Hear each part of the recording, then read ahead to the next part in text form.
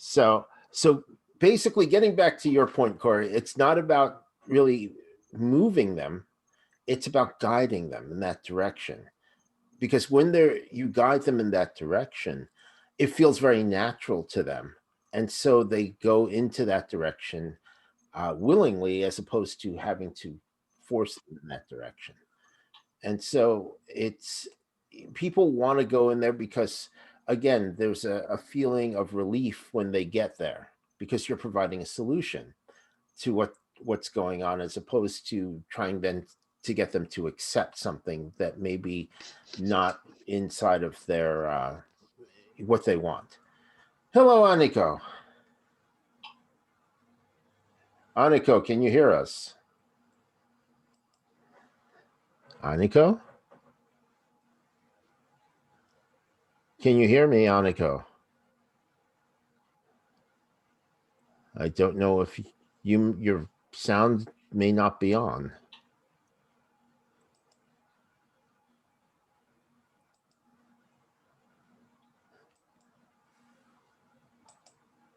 Aniko, can you hear us? I'm just going to ask her.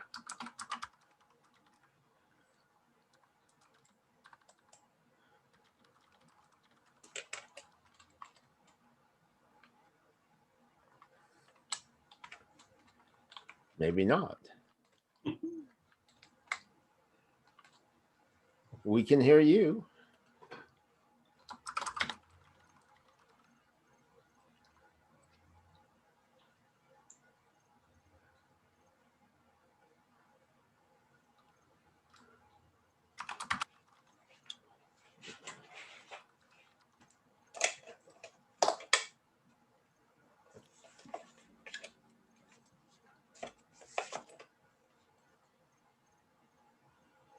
All right. Well, we'll get started. Hopefully, Aniko can hear us. So anyway, today what we're going to be doing and what we're going to be talking about is how we talk to ourselves, and then how we can use that to speak to other people. And this falls under the category of submodalities in NLP. Is she trying to get our attention? Ah, well, that's why. She has it with her headphones. I used this today. I forgot. Oh, okay. Okay, sorry. That's quite all right. Okay, sorry. That's okay. That's okay. So today we're going to be talking about how we speak to ourselves first, and how we can use that when we speak to others. Because when we actually get sensitized to how we speak to ourselves, that will allow our language to become that much more powerful when we're using it with other people. So a lot of times, for those of you who see clients as well, not just in this, from the standpoint of doing therapeutic work, but people who you're dealing with, in a business situation, maybe, or in an influence and persuasion situation, it's important to notice where they are pulling information from. And that's where it comes under the heading of submodalities, which is how we use our senses. So in the case of using visual, right, your things that you see or things that the other person sees, they're making pictures. They could be big pictures, they could be small pictures, they could be black and white, they can be color, they can have a border around it. There's all different characteristics of how that person uses that sense. And so the characteristics are the submodalities. So when we're talking about how we speak, in particular, let's start with ourselves. We can have voices that empower us and voices that don't empower us. And a lot of times when you have people who say they have problems, you say, well, how do you know you have this problem? They say, well, I have this voice that tells me don't do this, or you can't do this, or you're not good enough. And that voice is something that they're remembering, right? And it's got a certain sound. It could be their voice, it could be somebody else's voice. It could be coming from inside their head, or it could be coming from, somewhere around them. And this is all how we store information and how we use information. So the first thing is to become sensitive to that in order to free ourselves to do other things, to achieve the things that we want. So let me ask you this, for anybody, feel free to chime in. Does anybody here have internal dialogues with themselves that keep them from doing what they want to do? Yeah, Yeah. I do. Mhm. Okay. Okay, great. So now the thing is, this internal dialogue is just something that you're remembering. It's something that your brain is doing, and your unconscious is there to keep you safe. So there is a reason for it to be going on. It just may not be appropriate at this point to what you want to do. Now, if you had something that said you are standing on a ledge and you have this internal voice that says, you know what, not a good idea to jump off, right? Well, then it's doing the right thing, right? So, but if it's something like you want to cross the street and there's no cars coming, and then that internal dialogue is going, don't step off, don't cross the street. Well, that's not necessarily really useful at that point, right? So it's just about being able to take control over this, which is actually a lot easier than you might think. So let me ask you this. So is this your voice or somebody else's voice? When you have this voice that's keeping you from doing something that you want to do and that would really help your life? When it's something good, it's my voice, and when it's something bad, it could change in tone or maybe volume or intensity. Okay. Yeah. And is it coming from inside your head, like somewhere inside, or from someplace around you? I would say probably inside the head. Okay. Well, probably means that you're not sure. Exactly. So think about it. Okay. Think about, I would say inside. I kind of feel it in like the front by my forehead. okay. That's kind of the point of origin. Okay. And it's like, is it your voice or somebody else's voice? Right now, it sounds like mine. Okay. So it's your voice, Yeah. right? And is it saying something that's useful to you?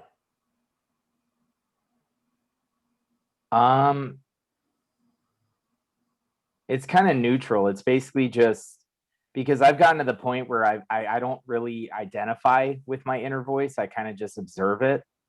So it's kind of just like acknowledging what's happening right now. It's like telling me where it's, helping me, telling me where it's coming from. Like it was saying, yeah, from the inside of your forehead, something like that. It just popped up in my head.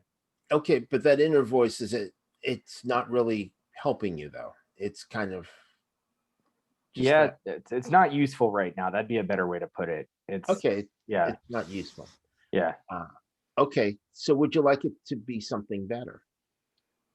Yeah, definitely. Okay, so first of all, imagine that voice. Is it loud? Is it soft? Is it shrill? You said sometimes it changes its tone. Right. I mean, right now it's pretty relaxed. It's kind of like just calm, relaxed tone.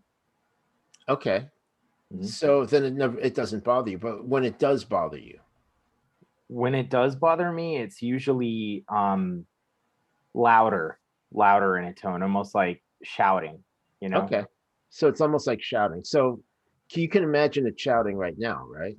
Yeah. Okay, so now imagine you have like a volume control and you just turn it all the way down. Now it's going away. It feels better, right? Yeah. Okay, but does it hold you back from doing things? Is that voice that holds you back from doing things? Yeah. The one that's angry and intense, that's the one that holds me back from doing things. Okay, and it's in the same spot. Yep. Okay, so you know what it says and you know how it sounds. It's angry and it's intense, right? Mm-hmm. Okay, Imagine a better message for yourself. What would that message be? You don't have to say it, but imagine a better message for yourself. Something that would help you get what you want. Okay, I'm there. Okay, so you have that.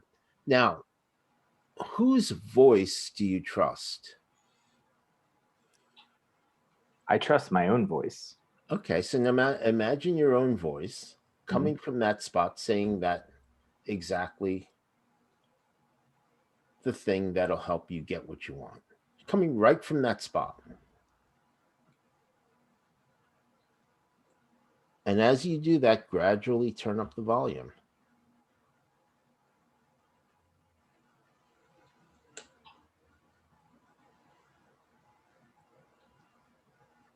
Feels a lot better now, right? Yeah. Feels good. Right. And now imagine you can, is there music that you really like, that really inspires you to move forward, to do things? Could be something from a movie, it could be something, that, just a Yeah. song that you love. Okay, add that in with the voice. Okay. You have it? Yeah. I'm getting energy from it. Okay, good. All right, now try to bring the old one back. Okay. It's not, the old one's not coming. It's been kind of overtaken by the new one. Right. Then that's good. Yeah. Right. So one of the things that happens is that when we record these areas around us and we store the information around us, what happens is when people have problems like that, that's where they're used to listening to things coming from.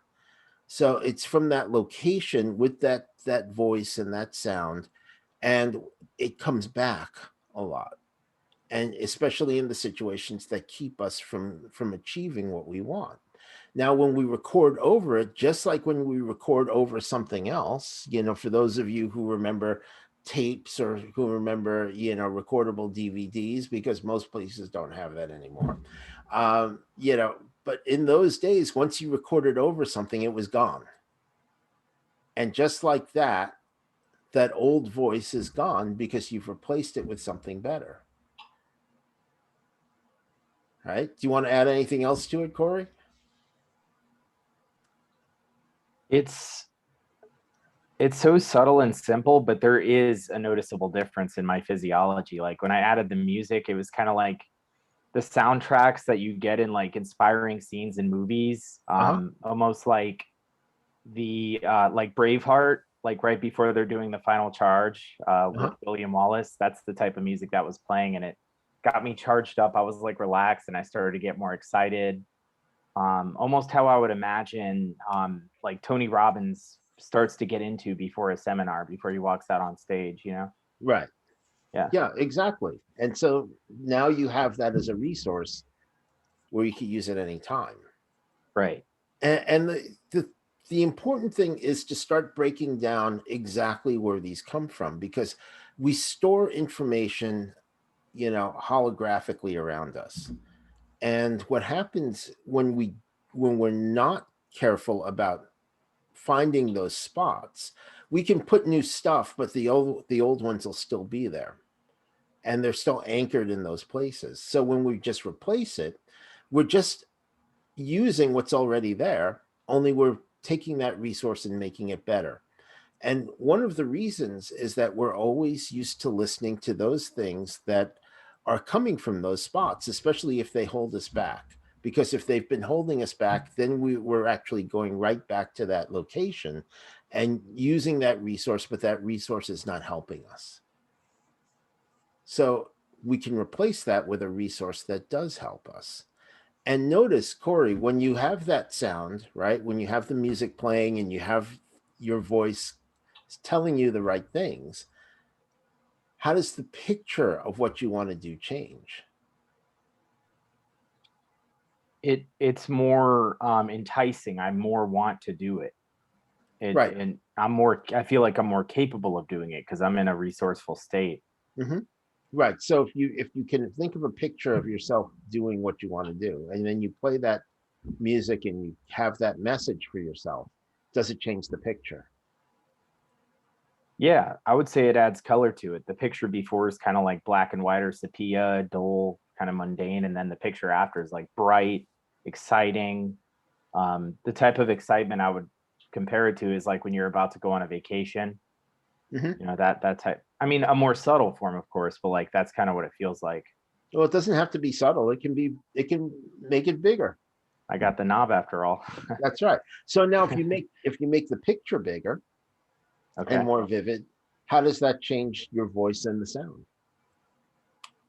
The voice gets louder as the picture gets louder, and so does the sound. It's more like a cinematic experience. Right. And the feeling gets more intense Yep. because they're all tied together. But right now, what we're doing is talking about the the sounds and the voice that we have. The reason for that is most people don't concentrate on that, so that's why we want to start with this first, and then we'll be going into the other ones, but they all end up affecting how you feel about doing things.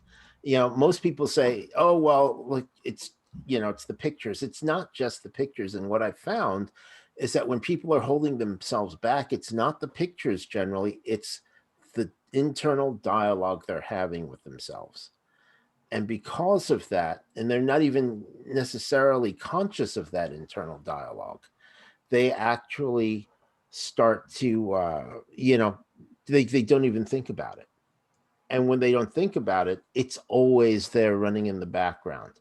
But when you replace it with something better, then it becomes a really powerful resource. And when you turn that around, once you get used to doing it for yourself and finding those spots that you have, it'll be really easy to elicit and find out the spots that other people have. Mm. And you can make really powerful changes with them very quickly, very easily.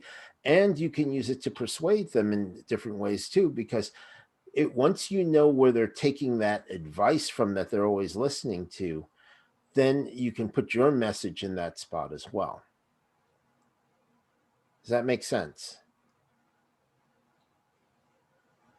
Questions at this point? Yes. Hi, Matt. So, couple of questions. You said that they all end up to the point of how you feel about doing something you're going to do. Mhm. Does that mean that submodality is kind of the last or the trump or the Yeah, generally, because that it's the feeling that allows you to take action, right? So ultimately, when we have a strategy, you can go through different strategies, right? Of how to do things. So you could see something and then tell yourself, you should do it, and then you have to look at it again. People have different strategies, and they go through the different stages, right, in order to successfully achieve something. Ultimately, if you think through all these things and you're hitting things and you don't feel good about it, you probably don't really want to do it. mm, Right. So, yes, you may force yourself to do it, but is it going to be successful, especially in the long term? This is why there's a lot of people who don't end up losing weight, mm, because ultimately they're attaching a feeling of not feeling good to what they're doing, as opposed to ending up with this feeling that they're feeling good, like making progress. Maybe they can move better, maybe they breathe better, they can be more active, and enjoying that feeling mm, is what keeps it going, as opposed to, oh great, I lost 5 pounds, now I'm done, now I can go out and eat all I want, which mhm, for them feels good. right. Right. So ultimately, we do the things that make us feel good. We try not to do the things that make us feel bad. Does that include also hear the things that make us feel good and see the things that make us feel good?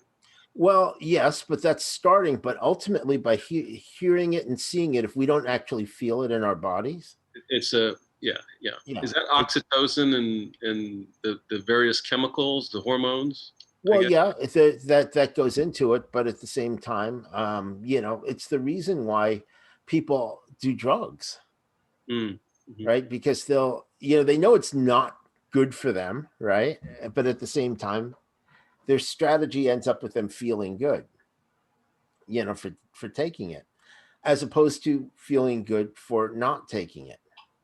So if you're working with somebody who's taking drugs, if you give them a choice and you show them that not taking them will actually give them really good feelings, mm, then it becomes a very, very much a choice to take it. Because if it's a choice between taking something that feels good and nothing, generally they'll take the thing that feels good, mhm, right? That's the problem with a lot of it. It's like, well, okay, so just don't do it, right? Okay, just don't do it, and what?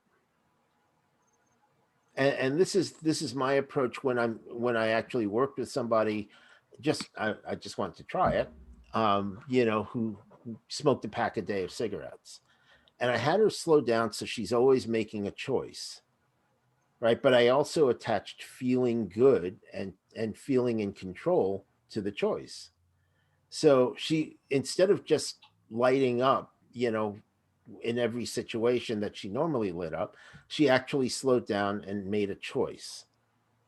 And she started feeling good about choosing not to smoke. So after, I I worked with her, the first day afterwards, she went from a pack a day to 3 cigarettes a day.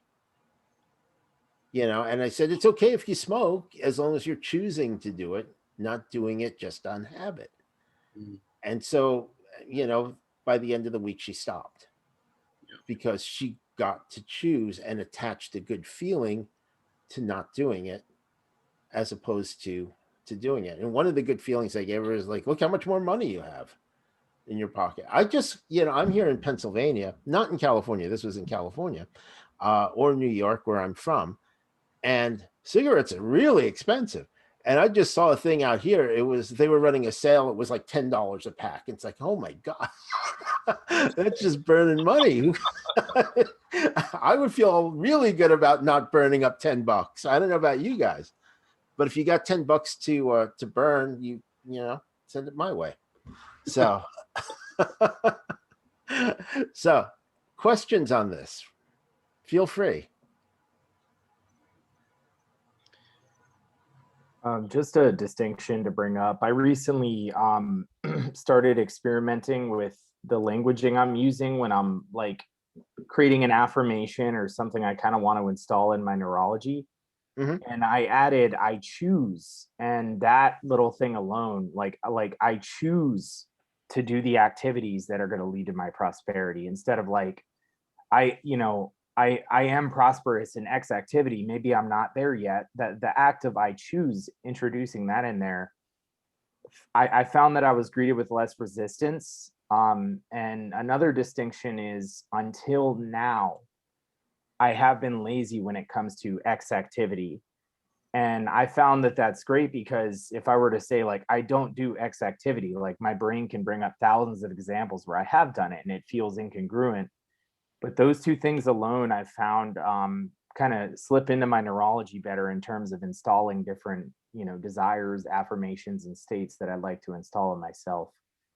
You got me Okay. thinking of that with what you just said. Yeah. Okay, just so you know, I did not coordinate with Corey on this because we're going to be going over something you'll really like on this Yeah. piece. Sorry if I'm like stealing from future content. That's You're tough. not stealing Yeah. from future content. It's all part of this one. Okay, cool. Don't tell them we work together. Whatever you do, James, don't tell Yes, them. exactly. Yeah. It's like, yeah, these are things that I've found to be very powerful, especially when we're communicating not just with ourselves and others.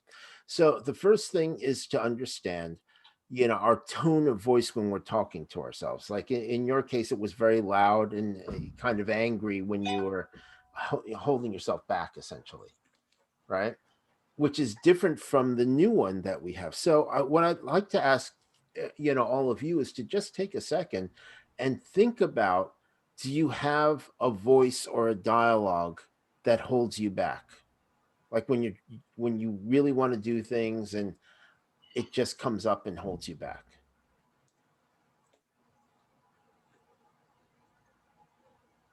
And if you do, what does it sound like? Is it loud? Is it is it kind of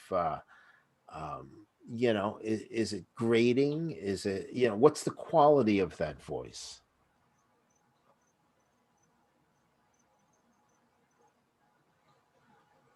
What's the volume of that voice?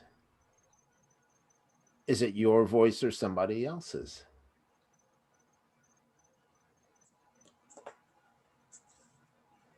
And very importantly, where is it coming from? There's a lot of people that say, oh, well, one of my parents' voices, right, is always in my head or something like that. And it's because that's just recorded there. It's just recorded in that spot. And we're used to listening to it because when we're little kids, our parents tell us things in order to keep us safe. Right. And so we're used to listening from that spot. For a lot of people, if it's coming from things like from this angle or from this angle where it's coming from, a higher angle, it's because it's something that came to us when we were little, and it's just something we record. I mean, all of you can probably remember a teacher telling you something, maybe not particularly empowering. And if you can, and it's bothering you, then we can just change that very easily by changing the tone of it, by turning down the volume, and just putting something else in that spot. Does that make sense? Mm-hmm.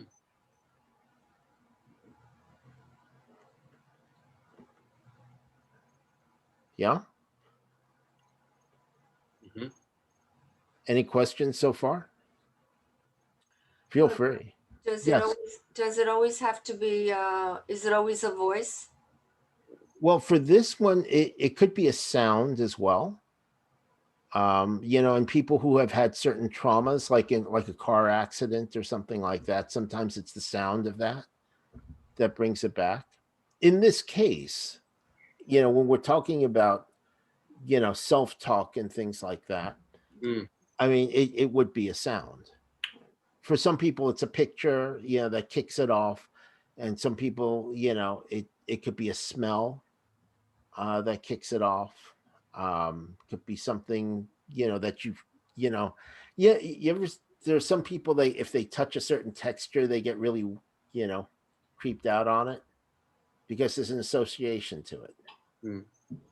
They could be any one of the senses. In this case, we're just talking about the type of dialogue you have and the type of sounds that are used.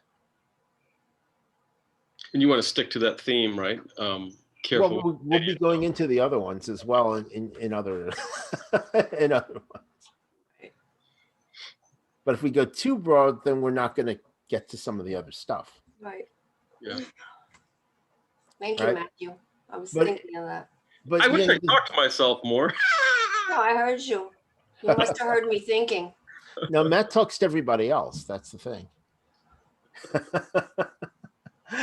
But we all do talk to ourselves. So it's really important to really understand and take control of these things. Now, if these are areas that are holding you back, again, like in the example we just did, when we have that spot that it's coming from, it's because we're used to listening to that spot.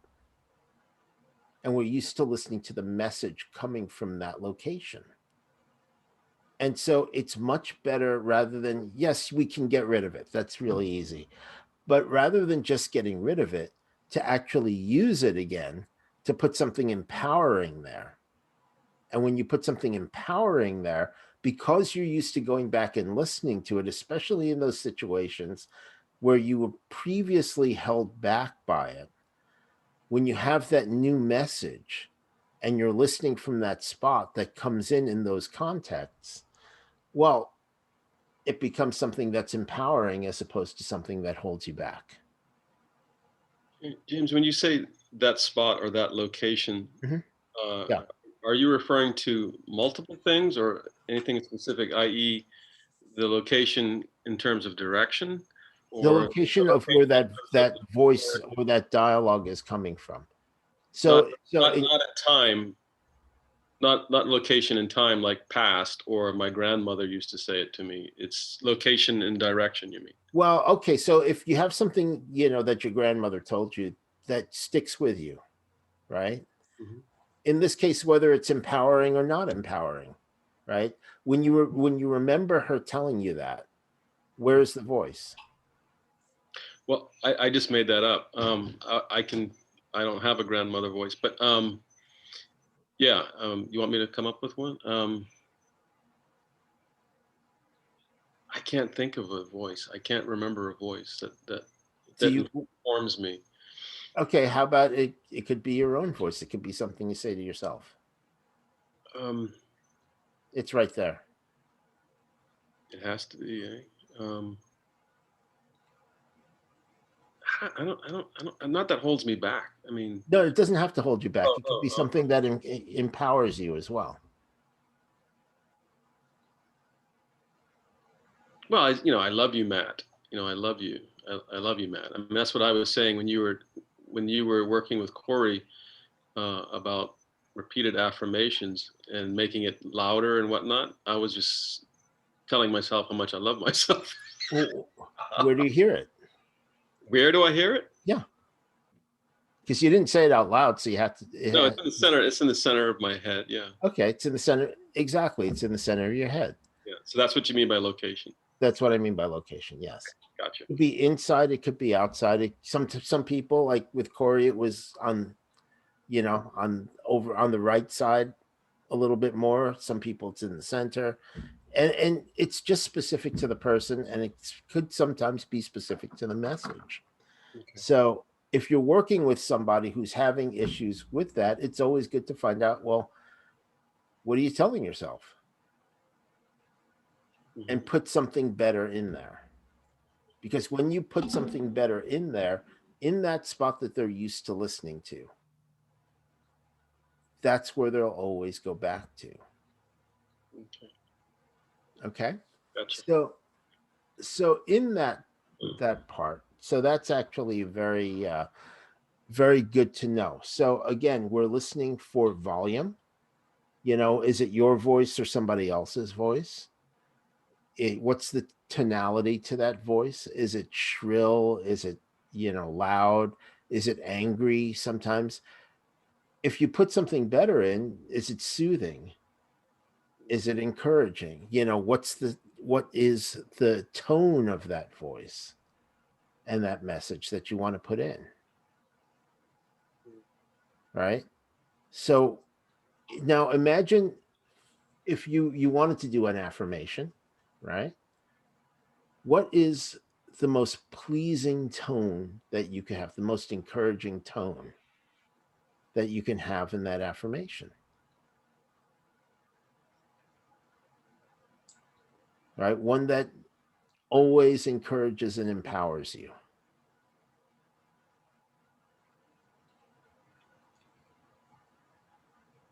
Right? And this is where we fine tune this process a little bit. So you have your affirmation, and what is the most empowering tone you can have to it?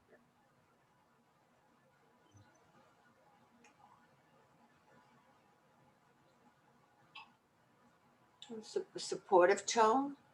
Yeah, Support. it could be, but for you, what's supportive? What would be a supportive tone? Um, really believing something that I don't believe in, believing in something that I'm having a hard time believing is Right. possible. Okay. So if you have who whose voice is really encouraging to you? Is there somebody whose voice is really that you take that sounds really confident to you? The only one I can really think of for mostly is my mom. Right. Okay, great. Yeah. And she used to, when she encouraged you, right? That helped you, right? She believed in me. Right. So I said, imagine your mom's voice mm, coming from that spot where you have your affirmation, saying the affirmation to you in her voice. mm, mm.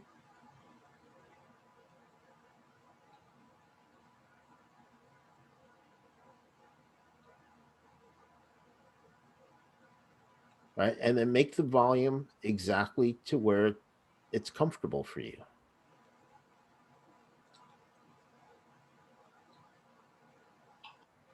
And make the speed where it's comfortable to you.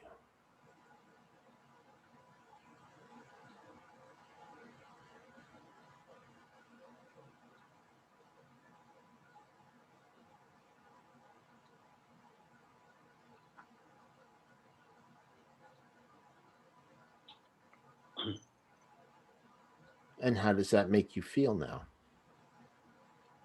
No, it's quite different. I've never done this before because I'm trying to now get into the, because it's two languages. Because I speak two languages. Yes. So I can hear in the language and Well, I'm not used to it. which language is more comfortable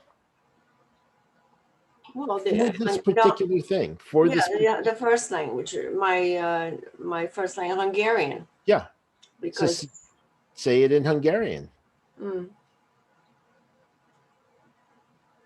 because you know both of them, so you have options. because the English is not her voice. Yes. She doesn't know how to say it in English, so that's my voice. Right. For those of us who are monolingual, we don't have a choice. See, that's the thing. Most of the time, I'm hearing my voice, the Right. English voice. It's very rare that I go to her voice, because it's another language. Right. That's interesting, Yeah, play with it a little bit. huh? Because I always feel like she can't help me. But she did when you were little. Well, throughout my life, she was the most. Yeah. Out of anybody, but interesting. Just play with it a little bit. Yeah. Yeah, and that's why we can always use different, we can use, if we speak more than one language, it's to use the one that's appropriate, the one that works. Because the rules are only in your head. There are no real rules in this. There's just things that work. So, one of the things we're going on to next is, particularly if you want to do things like these types of dialogues in your head, and you have these types of dialogues, or your clients have these dialogues, is the use of our tonality, right? Because we have three types. So we have a question that goes up at the end, right? And I would imagine, as far as I understand it, Hungarian even has, when you ask a question, it goes up at the end, like most Western languages do. And I think most Eastern languages do as well. But since I have no experience really with them and don't understand what they're saying, I can't guarantee it. But I would say 99% that it probably does. Right. So when we ask a question, it goes up. When we make a statement, it stays even at the end. Right. And when we have a command, it goes down. Does that make sense? Mm-hmm. So when we're having dialogues in our head that aren't useful, oddly enough, none of them go up. When our brains are telling us things that aren't empowering, do they go up at the end?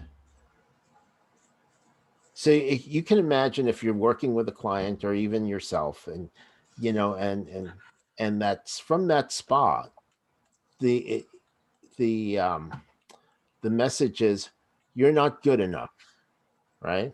Which happens with a lot of people. Can you imagine if it just said you're not good enough?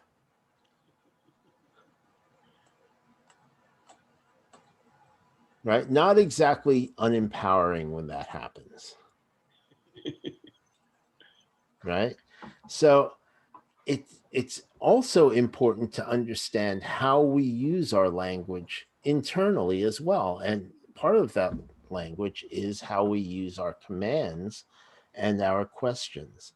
So those of you who have an affirmation that you want, right, that you like, now say that to yourself again, except with a downward inflection at the end, in a command tonality.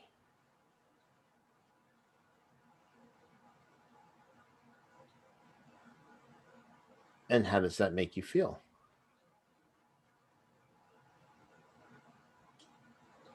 Is it different? Is it better?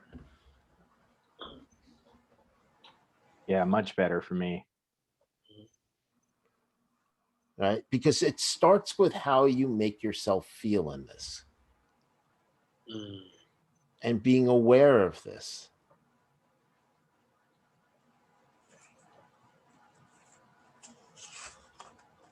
So you can use sound in in addition to other methods of moving submodalities. I just realized that. So if you were just shifting feelings, you can add an affirmation also to shift that feeling, like from the stomach to the heart, by using by augmenting it with an affirmation. I just found that out just now. Yes, because it moved, right? Right. We did that last week. So play with it last week. Watch the video and play with it last week. From last week. Right. It'll be good. You'll enjoy it. Okay. Albert, you got yours? You're on mute. Yes, it was. Well, I think it was the first time I could hear my inner child's voice. It was kind of weird. And it was like, I heard it here, right here. But then when it was not a question. I mean, the tone, it was like a whisper. And then when I tried to change to a command, it changed. And it looked like my father's voice. Okay. Was it something good or something empowering? Not at all. Okay. So let's change it to something empowering. What would you like it to say? I would like to be my own voice. Okay. I mean, as an adult voice. Yes. And I think I could change it. I haven't done it so far. Okay. So now let's do it now. So now imagine, you know what you want to say, right? Yeah. To empower yourself.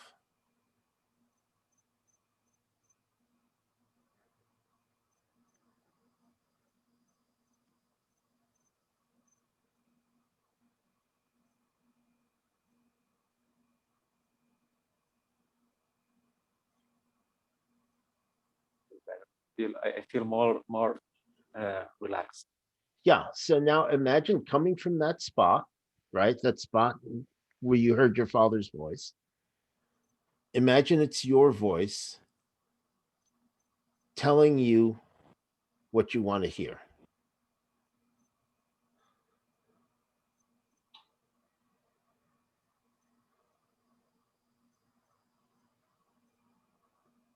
Now adjust the volume to where it feels really good.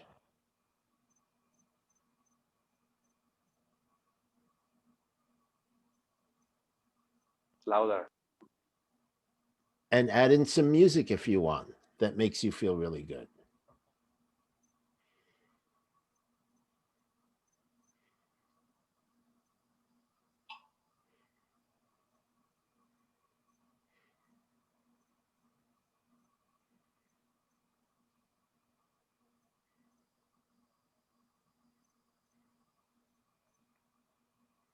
Sounds better. Okay, so what would make it sound as good as it could be right now?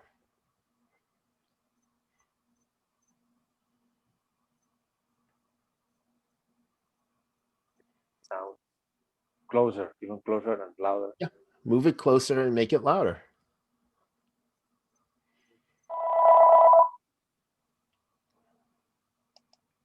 Making me laugh. I don't know why. Because you feel good. It's like my. So now you know how to do it. You can do it anytime.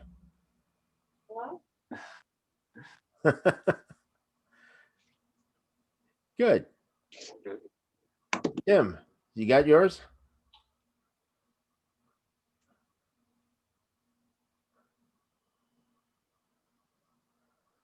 Yes, simple one. You can do it. Right. Okay, so where was it? Right here in the throat. Trying to replace you can't do it.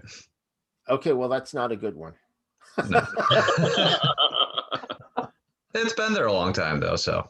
Well, yeah, you've practiced it a lot, but it's really easy to change. So when you have you can do it, right?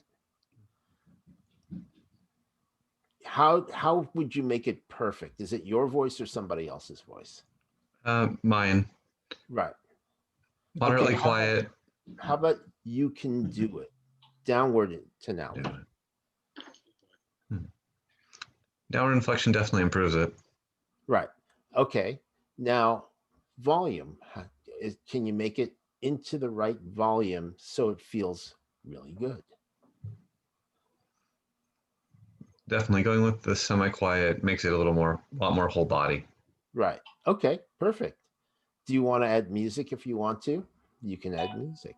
If you don't, that's okay. It's whatever works for you and makes you feel good and makes you feel empowered to move forward. The music's nice. Yeah, add that in if you want.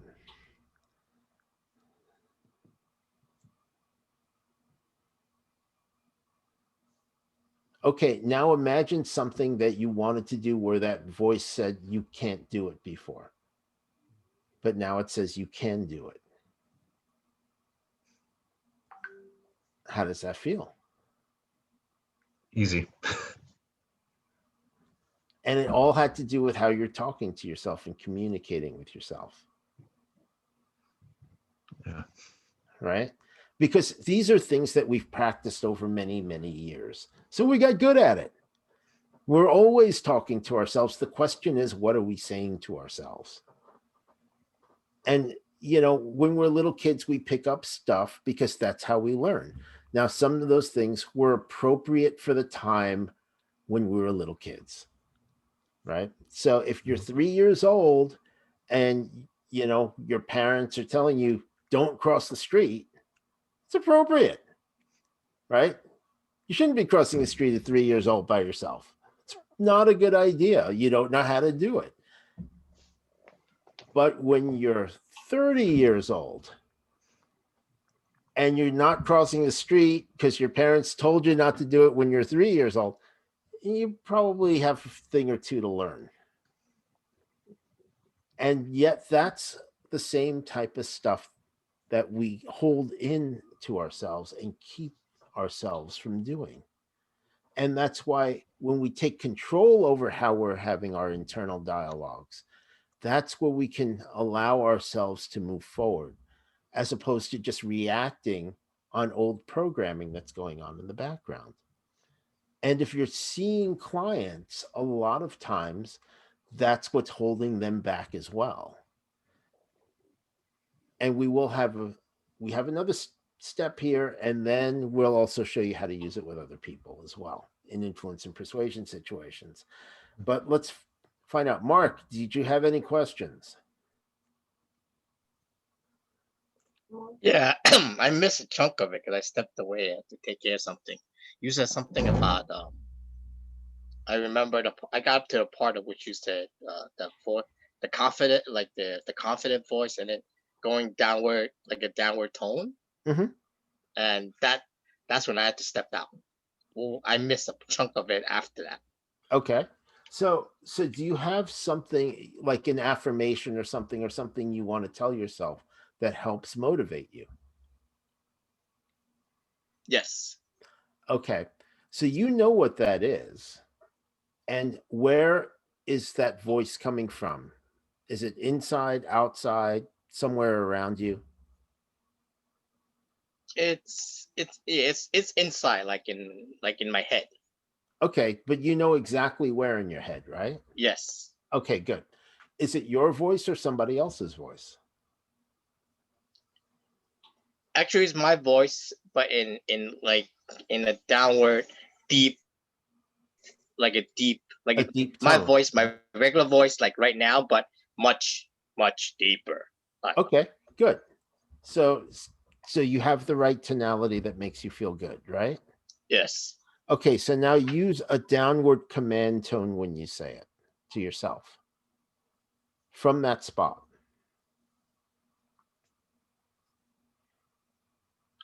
Okay.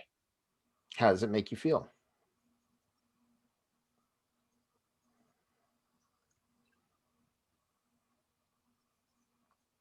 Less tense, actually, Right. because it's a downward. It's not going up, not rising, but it's like a But you're downward. not questioning it. It's telling you. Right. Yes. Okay, so now from that spot, as long as that's making you feel good, is it the right volume? Play with the volume a little bit and get it right to where it empowers you.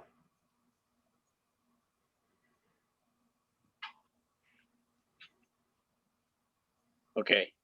Got it? Yes. Okay, how does it make you feel?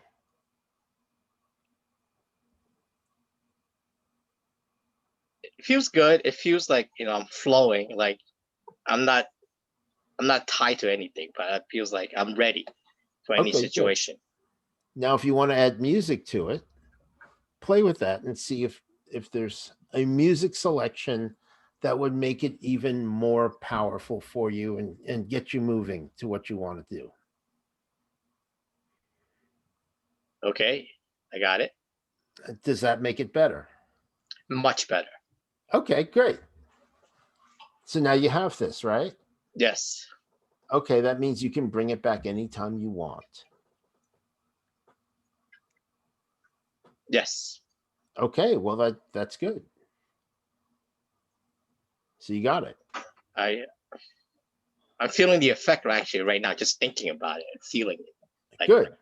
like my internal dialogue right now. Right. It's better. Yes.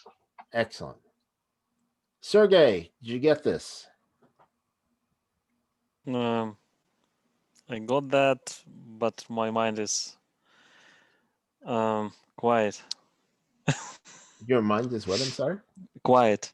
Quiet. Very quiet. Yes. Well, that's a first, I think. So that's good.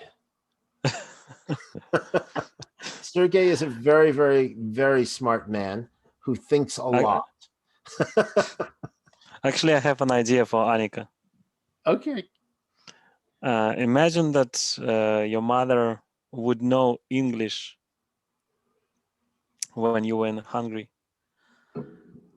And then imagine going back in there at that time when you were young and she knew English and she was able to talk to you in this English voice of hers and continue to talk to you even when you were growing up and moved to another country, and she would able to continue to talk to you and guide you and help you and support you even though you are now in another country, in another continent, but she continues to speak English while you are there, or you are here, or you are talking to her, or you are talking to yourself.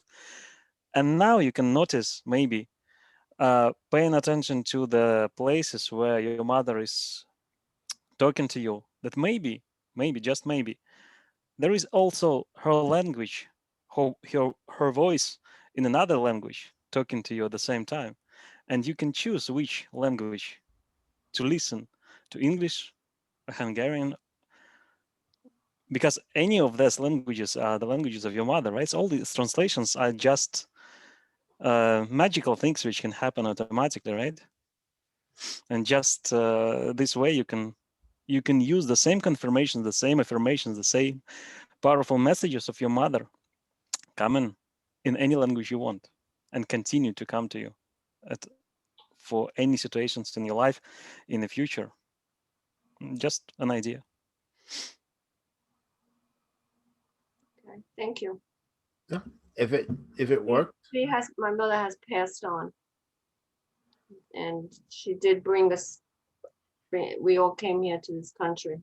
Wasn't for my parents, so she does have, the English in her, in her life. So that would definitely be helpful. I would suggest that you try the different variations to see which one works best for you. I like the Hungarian. Excellent. It feels like mom. English is like. Yeah, it was a very second language. It feels like goulash. It feels like goulash to me, My home cooking, all of it. Yeah, comforting. It's good. I like that because this vocabulary that I wouldn't hear her using it in Hungarian. So it's like that English would definitely come in handy. Good. Thank you. I appreciate that. Matt, question. What do you find in the years of this helping people really heal their thinking patterns? How well does it stick? How does the repetition of the conscious replacement of the submodality go away relatively quickly, after a long time, right away? No, what are you finding? It pretty much happens right away. It just stays there. Awesome. Because you've put something new there. That's awesome. Cool. Tim, try to get the old one back. Well, I just got "I love you, Matt." I mean, yeah, but yeah. So, no, you have that one, but Tim has one. Tim, you're muted, Tim. Still there, just a little bit. Okay, so make the new one a bit louder.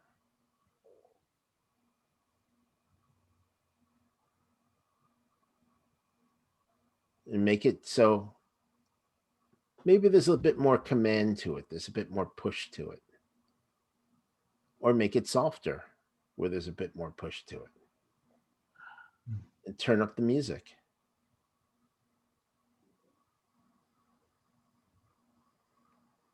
Yeah, the old one's not there.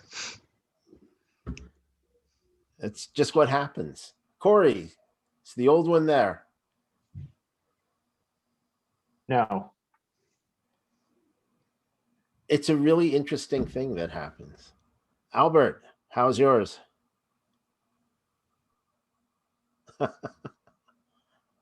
Albert's on mute still. Still there? Sounds Good. good. Good. Because it's there whenever you want it. Yeah. Mark, you have yours? Yes. Good. Is the old one coming back? It's in the background, but Okay. it's not. So now take the old one. You could do this, right? So now imagine the old one, right? Yes. Okay, so you know what the voice is, right? Is that your voice or somebody else's? It's my voice. Okay, so imagine it in Mickey Mouse's voice. Oh, wow. Okay. Okay. Now play it a few times. What was that? Play it a few times in Mickey Okay. Mouse's voice. Oh, wow. How does it make you feel? I feel like watching a cartoon. Right. Does it bother you anymore?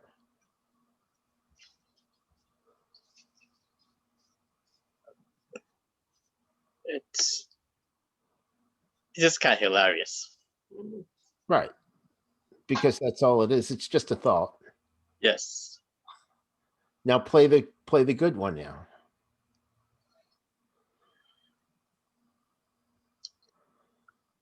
Much better. Okay. Now play the bad one in Mickey Mouse's voice. Oh wow. Does it bother you? No, just funny. Right. Exactly. Because that's all it is. That's all it's good for. Yep. Okay, good. Richard, do you have one? Richard, you're on mute. Is it a voice that is in my head, you mean, like someone said? Well, it could be something around you as well. A voice? Oh, just something. Well, it could be a voice that is unempowering. Tells you things that aren't necessarily useful, but that hold you back. Yeah, I got one, yeah. Okay, is it inside or outside? Inside. Okay, so you know where it's coming from in your head, right?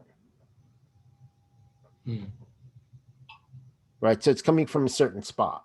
Yeah, it is, yeah. Right, so you know where that is. Is it your voice or somebody else's? Mine. Okay, is it loud, soft, angry, sad? It's a bit louder than normal. Not very loud, but it's louder than my bass line. Okay, so it's a bit louder, right? Okay. So does it hold you back from doing things? Yeah. Okay. In the moment when it comes. Right. In the moment when it comes. Okay. So now what I want you to do is imagine turning it down, right? Just like you have a volume knob. Yeah. Now, what would be better? What message would be better coming from that spot? Something that would empower you, that would encourage you.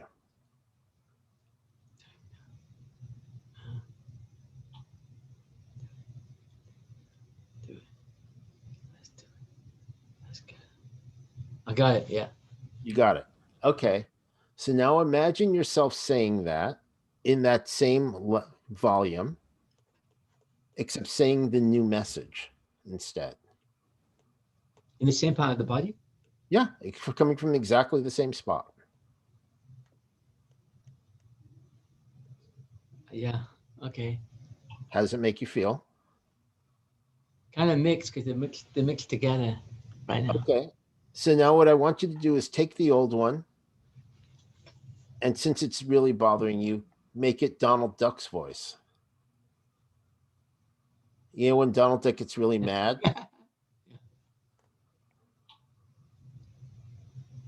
Okay, that's good. Right, now turn the volume down and put in the new one. Whoa.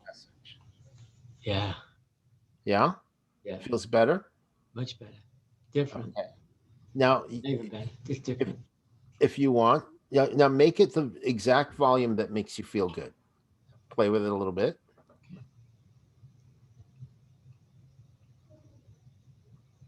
And if you want, you can add music if you want, because some people like music.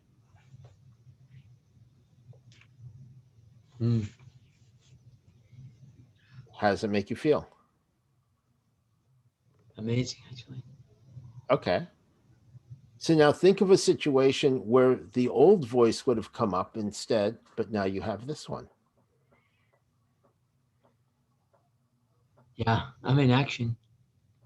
Doing what I want to do.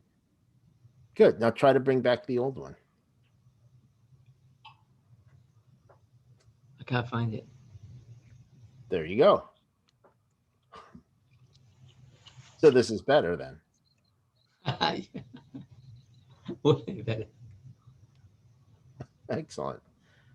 Hello, D. I don't know if I know you. Because it just says D.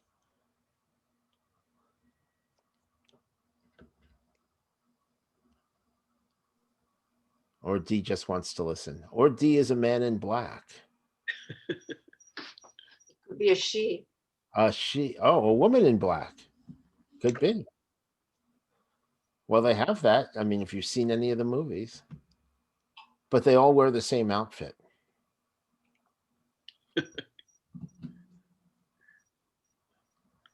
Dun dun dun. All right. Well, we'll continue. So anyway, so how was that experience? Pretty cool, right? So now that you've done it with yourself, it's important to realize this goes on with all the people you're interacting with as well. So whether if you're in a situation where you're using it, to coach somebody, or therapeutic situation, this is going to be a very big part of what's going on in their head. A lot of people just really overanalyze what's going on with them, and they have, these dialogues with themselves, and they're not necessarily empowering dialogues.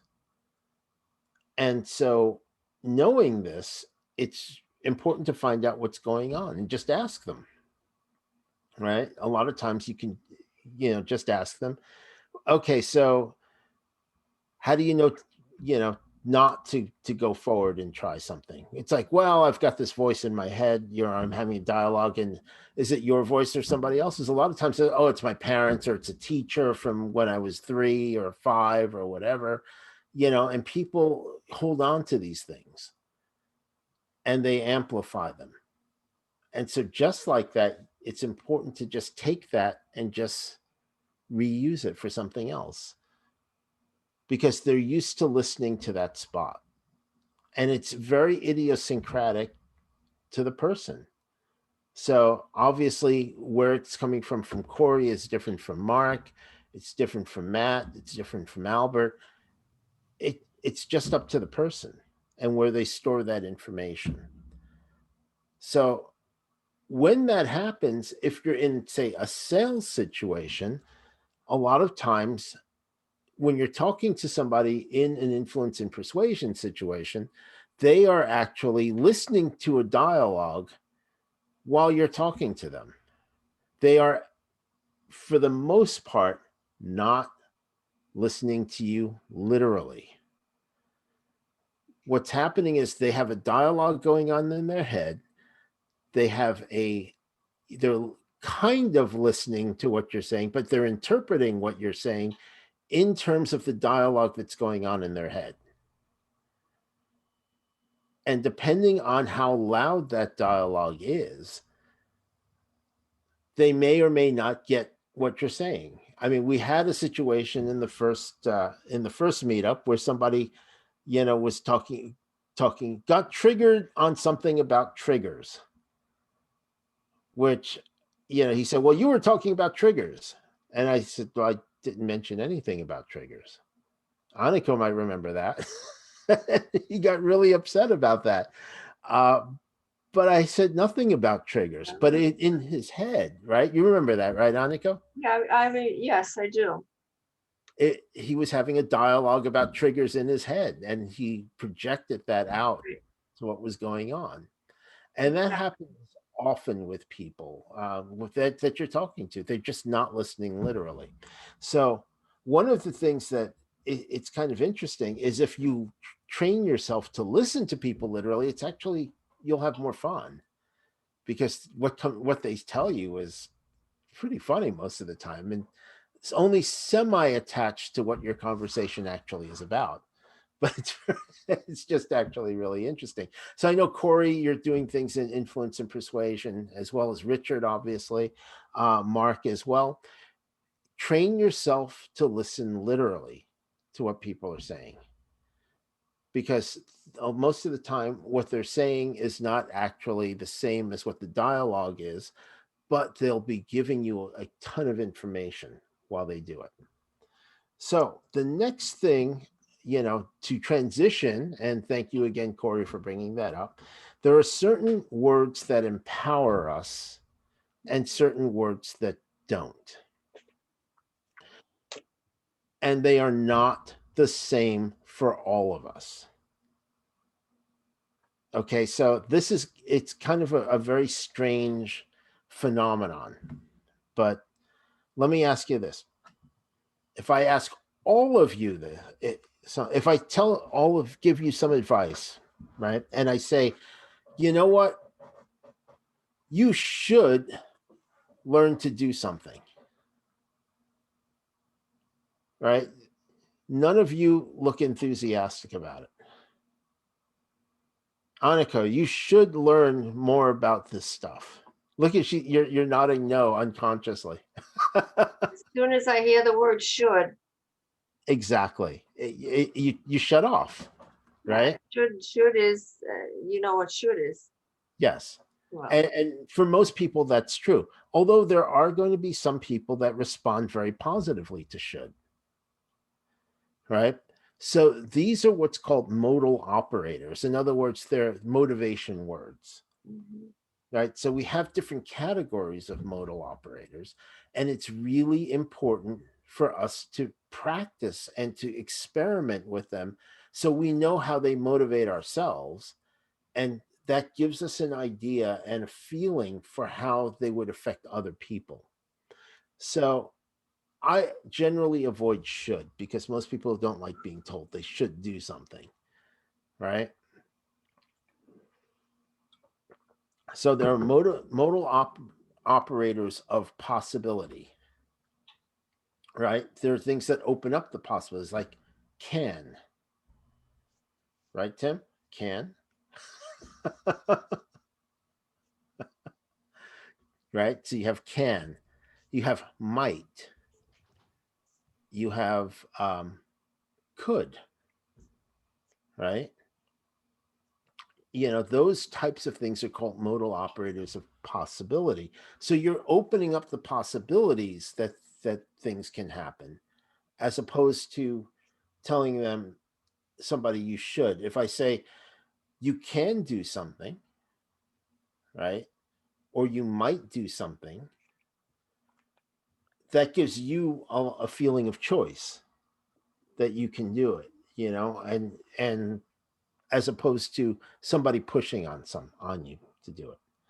So other ones are, you know, modal operators of necessity, right?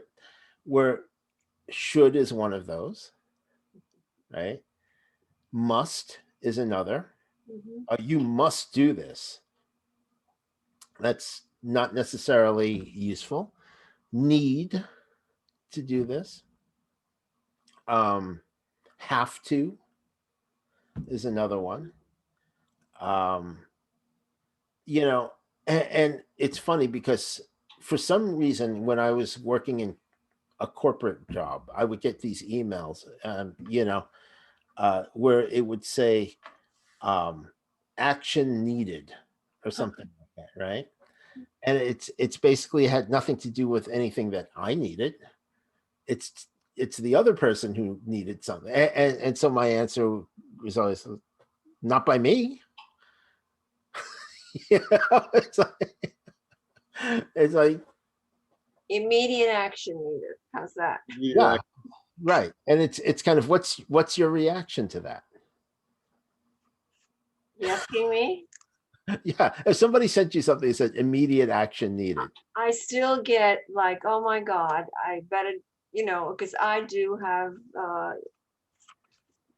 you know, I'm still, you know, I pay my bills on time. I don't want anyone knocking on my door. I still have all of that right? So you fear.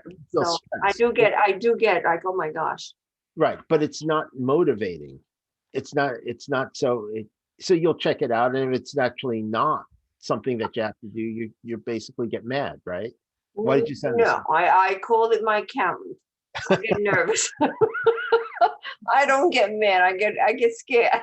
Okay, well, but it's I not, don't get mad. I've got other stuff going on. I wish I would get mad more. yeah, I would get rid of all the other stuff.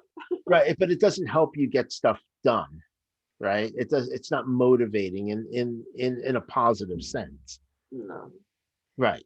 It's because you think something bad is going to happen. Yeah, I'm afraid. I'm from a communist country. Yeah. No, I get it. I understand. Really? Yeah. I understand. You know, I I worry about that D over there.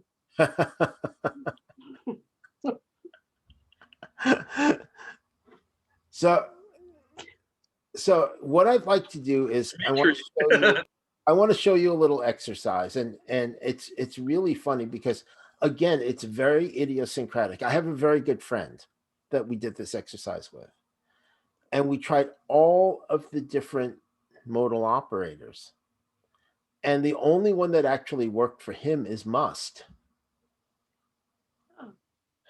It's really weird. But when you used must, it worked.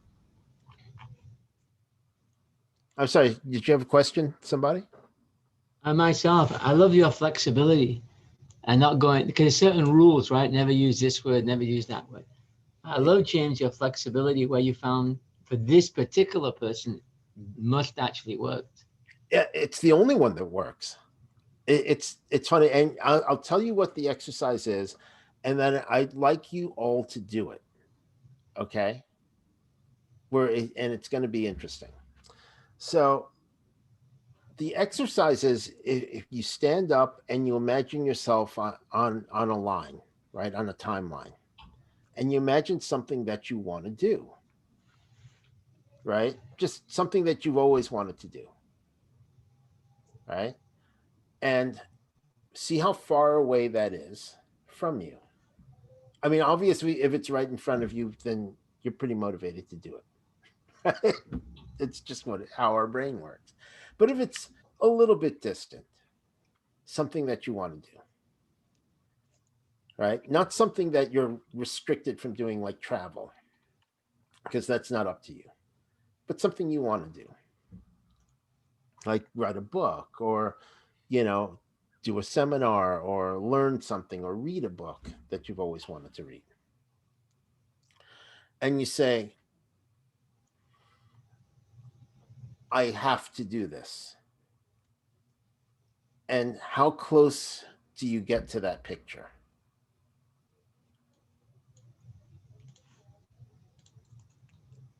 Right? Does it move closer or not?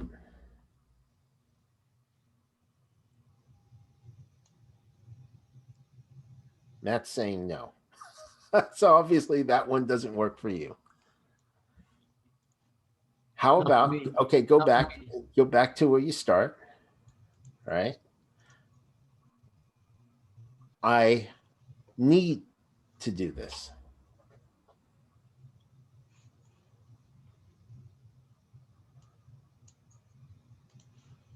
No? No takers. Okay, good. I must do this.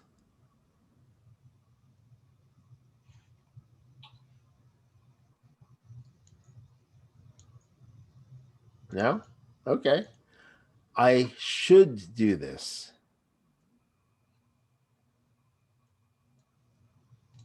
No? I have to do this.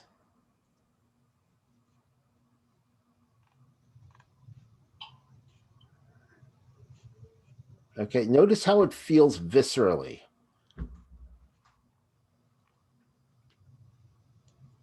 Right? Doesn't motivate you to move forward. Right? Okay. Now, I want to do this.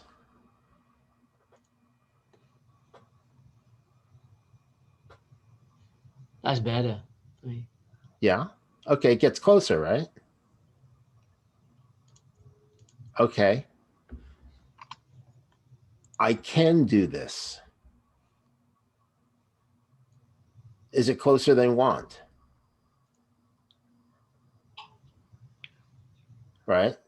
Okay, and it's going to be individual. It's going to be very, very much finding the ones that work for you.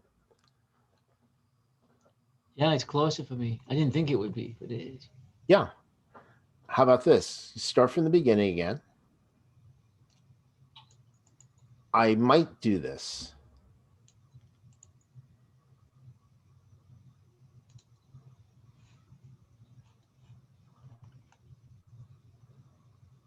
Okay. I did this.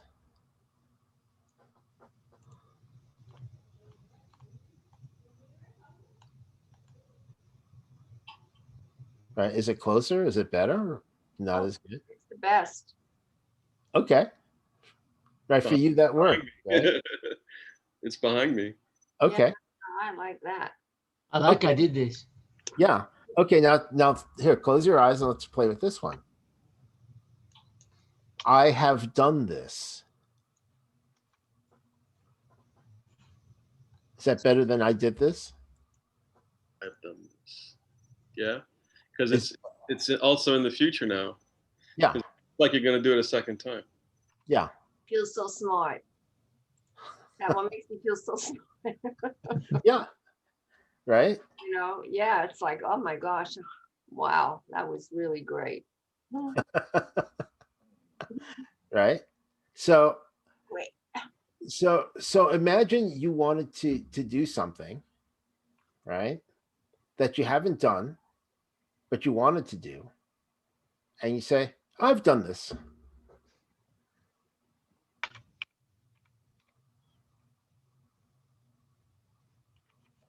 I like that, man. That's cool. Not for me. Okay, but again, it's going to be very idiosyncratic to each of you. The things that work for one person may not work for another one. And it's important to find those out for yourself. Right? So there are certain people that should works. And it's funny because there are certain people, if you say you should, they'll get really mad.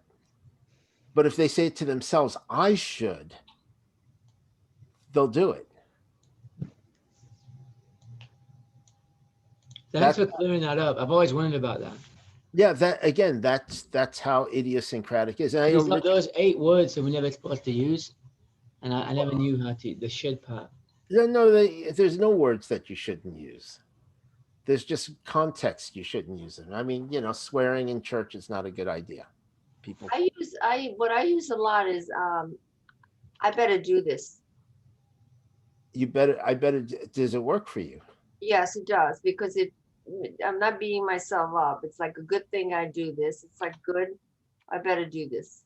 Okay, I would test that. Now you better do this. How about I get to do this? Well, test that against I've done this. I've done this.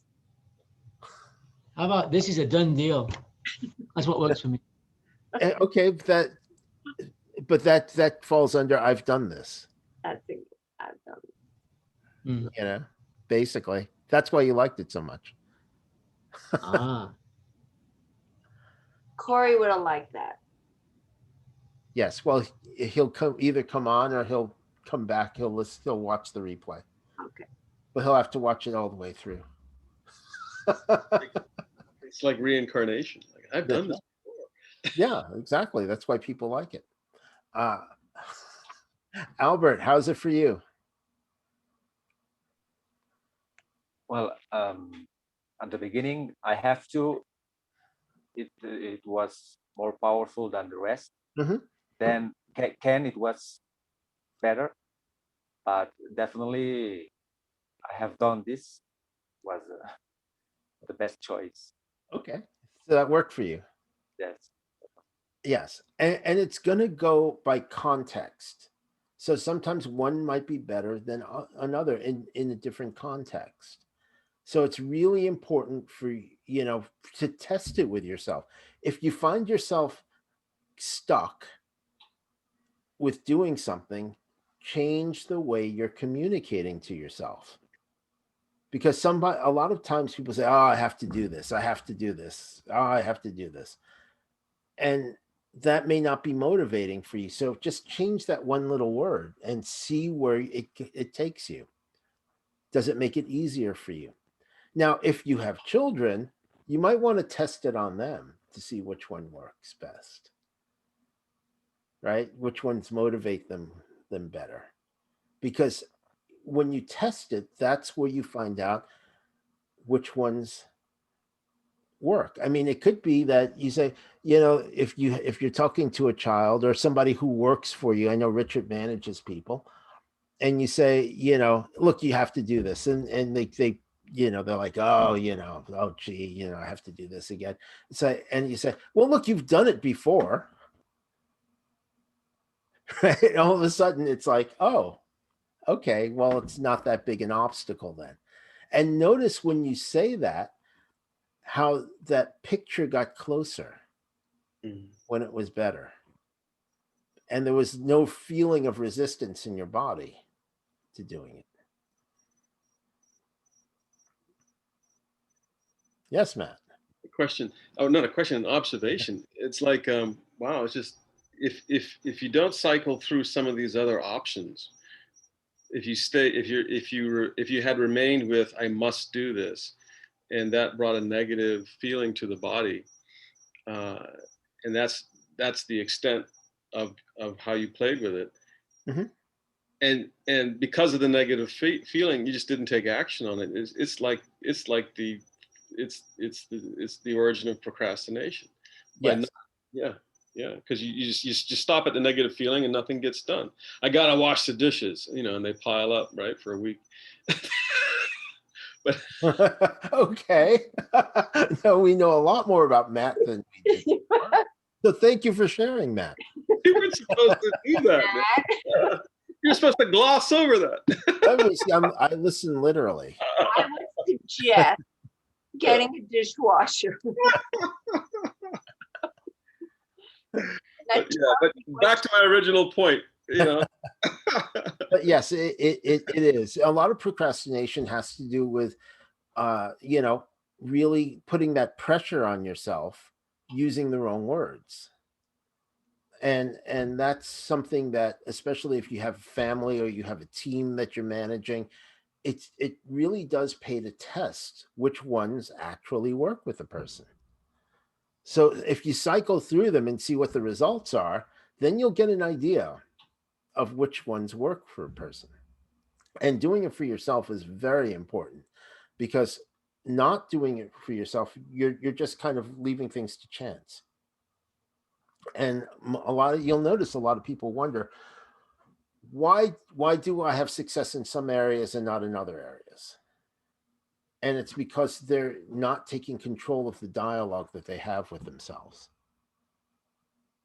which is a very powerful thing and translates into the dialogue that you have with other people. So that's why it's really important to understand the use of these words and how they would affect other people. So again, there are no words that you can't use. It's just the context and the person you're communicating with that you have to be very careful about and pay attention to the results that you're getting. If you're not getting the results, change your words, right? Because again, there's a lot of people, they have immediate visceral reactions to certain words. Should is it's just a big one, right? Because we're always told we should do this or we should do this. And it's something that I think, in my opinion, happens all the way from when we're little kids, right? And because that word should is in every language. There's a word for should in Hungarian, right? Yes. Right. And when you're little, you hear it a lot. That's probably why, if you said it to somebody in Hungarian, you get exactly the same result as when you say it to somebody in English. But you said in a way that there is no other choice. Yeah, but it doesn't make the person feel good. It doesn't motivate them. And then when they have a choice, the choice is generally no.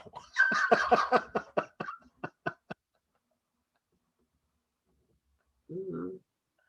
Right? Like when you're an adult, then you don't want to do it anymore. Maybe you get trained. Well, you get trained, but you don't like it. You don't know you don't like it until later on. Right. And then you don't do it anymore. No, and then you spend 25 years on doing it. I mean, exactly. I want to show you guys my kitchen. All the dishes are done. Okay, he has to. It's very easy to say that, Matt. Don't worry. Don't worry, Matt. So one of the things. Love you. So who here sees clients, like, for coaching and things like that? So Tim does, Matt, Myself. Richard, I know you do. You have a team as well. Yeah, I have a team. Yeah. Albert, do you see clients? I see patients. Yeah, And patients. sometimes Okay. Yeah. patients as a dentist, but sometimes I have clients Okay. too. Right. So when you have coaching clients, right, that you're not fixing their teeth, you're doing other things, because you don't necessarily want them moving while you're trying to fix their teeth, right? They're supposed to stay still. Yes, I try. It's better that way for everybody, I'd say. Oh. So when you see clients, this is a really good exercise to have them do it, but I would do it where they're actually standing up and tell them to imagine a line and imagine the goal that they've had, and have them actually say, when they say that, walk to where they feel it. Right? Because it gets very clear to them. They're either moving forward, they're moving back, or they're moving off of the line. Actually make them walk? Yeah, actually make them move to where you feel it. When you say, when you say that word, move to where you feel it.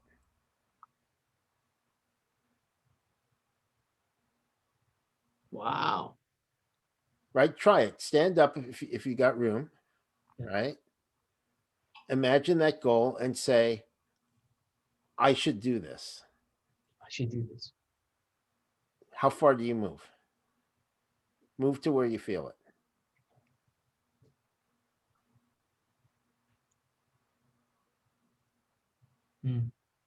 Right? Not too far. No, right? I do not. I can do this. That's How good. far? Right. I have done this. I'm staying still, isn't it? Yeah. So again, you get to move to where you feel it. Right. That's why my friend, when I did this, like if I said, say to yourself, I can do this. He stepped off the line. Right. It's like, I might do this. He stepped off the line the other side. It's like, I must do this. Okay, then he went. Because it's all very personal to the individual. It's not something that's universal. So it's good to test. And if you're seeing a client, it's actually very revealing on how their dialogue actually affects what they're doing. And so it starts giving them an idea of how to take control of their dialogue and how to change it in order to optimize how they communicate with themselves.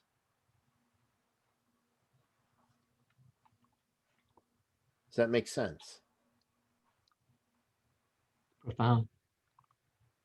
So I get my team members to do that. Well, it's important for you to see it, because this way, yes, it's important for them to know, but when you're managing them, it's important for you to know which words to use with them. So I would just, somewhere where they can't see it, write down which ones work with them. Ah, okay. Because then you'll know, and after a while you'll remember, I can use should with this person. I can use can with this one. I can use might with this one. Right? You can use want to with this one. Nice. Right? So that's where that comes in as a, to manage people, manage a team, but it's also, how you manage yourself, and to teach them how to manage themselves as well.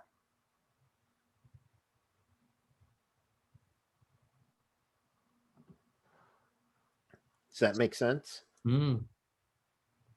So that's also important for, because I know, Richard, you're in real estate and you run a real estate team. Yeah. It's important for them to be cognizant of the words they use with the client. That's true. Right. So say, for example, you have a client that's, in a competitive market, right? A lot of times a realtor might say, you know, if you really want this, you should make an offer really soon, or you should make an offer right away. Oh, that's how they talk. Yeah. And how often does the person make an offer? Most feel like they're being pressured. They feel like they're being pressured into it. It's Exactly. resistance.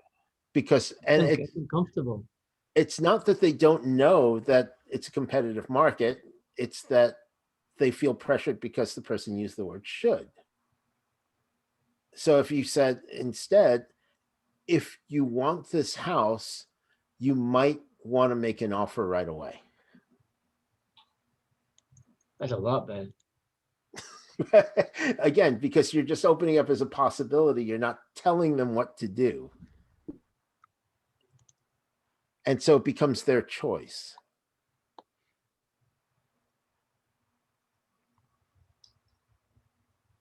Can't you find the words will benefit from? If you do this, you will benefit. Is that? Yeah. Well, how do you know? So that's a limit. That's a limited. It limits it. Then is that what you're saying? If you say you might benefit from it, Don't right. say will. A will. Well, okay. So here, if I say this to you, notice your reaction, right? Mhm. You will benefit from this, as opposed to you might benefit from this. One is softer. Yeah. You might benefit. Puts it more into. You're more humble in your opinions. You being the giver of the opinion, you will benefit. I mean, there's a degree of certainty or confidence when you say it. You will benefit from this. Okay, but then you're setting a bar where the person says, "Okay, prove it to me." Yeah, it's forceful because you're eliminating choice. We've got to give them autonomy, a sense of autonomy. Right. So if you say you will, if I say you will benefit from taking my course, what's your reaction? How? Right. Right. You'll open it up. Well, it may or may not, but you'll be challenging it, right? So you'll feel like I'm selling you something, right? As opposed to say, well, I'm doing this, you might benefit from taking the course. Then you're probably thinking, okay, well, let's take a look at it. Wow. Yeah, I see your point. Right. They're forced to either agree or disagree with you. Or the other one is the might is like there's no answer needed. It's let them simmer it. Well, it's then, all in it's all in context as well. Well, you'll probably ask, what? Give me more information, right? As opposed to if I say you will benefit from this, I'm setting a very high bar for myself, right? To prove to you that you'll benefit from, as opposed to let's explore this and see if you're interested, right? Or if I say, if you want X, you might want to explore this, right? As opposed to you will benefit from it. Yeah, I see your point. Yeah. Right. Because then it opens up areas where the person can see. What happens is when you say you will benefit from something, it's like you have this chasm here, right? So you have here and here, narrowed it. right? Yeah. It's pretty wide, right? If I say you will benefit from this, if I say, you might want to consider, if you want this, you might want to consider taking a look at this information, right? So then all of a sudden it narrows a little bit. So I give the information, then it narrows a little bit more. And we have a dialogue, then it narrows a little bit more. Right? So what happens is we're moving in smaller steps. Sometimes the wide step is very difficult for a person to understand and to accept. And that's why with a lot of people, they try to make a change, like it's people who are doing change work, you're seeing clients, they're trying to do too big a jump as opposed to taking the smaller steps that lead the person to make the change. And when they're in an influence and persuasion situation, in sales, they want to jump to the sale, right? So you've been in situations where you've been, wanted to buy something. The salesman wants to jump to the sale right away. And you're saying, well, wait a second, I'm not ready yet. I need to know this, and this, right? So you need to to take the smaller steps in order to get there. Pacing, match and pace. I mean, so Richard's not off when he says it's the context. I mean, they may be, so it could be at the end of a sale where they're going to agree with the statement, you'll benefit from this. And so it's like we've already done it. It's like we've done this. And so you just sort of like put the cap on it with. Right. But then it's a small jump. Yeah. It's a very small step then at that point, because you've done the work in the beginning. You would have had them at, you might benefit at some point prior. Right. And then when they agreed to that and they said, yeah, and I could do this, then, oh yeah, you will definitely benefit. The kids will really appreciate this new car. Yeah. Yeah. But you see, there's smaller steps along the way. Yeah. And it's the same thing with change work. There, people, who are doing hypnosis or, any type of coaching or therapy or something like that. A lot of times it's too big a jump, right? So, they want to jump to the end. Salespeople are notorious for that. That's why you feel pressured, when you go into someplace to buy something, because they're not creating that relationship to bring you along and directionalize your thoughts towards the sale. They're just trying to force you to go from standing start to buying. Albert, it's like, when you're doing dental work, right? Sometimes you have to do the steps in between to get to the final goal, right? Because you can't just jump to the end. No, not me. No, I think anybody, it's like that would be dentistry from the 1890s where they just pull everything out. Without anesthesia. It's terrible. I had a dentist when I was growing up. We called him Dr. Payne because he didn't believe in anesthesia. Dr. Payne.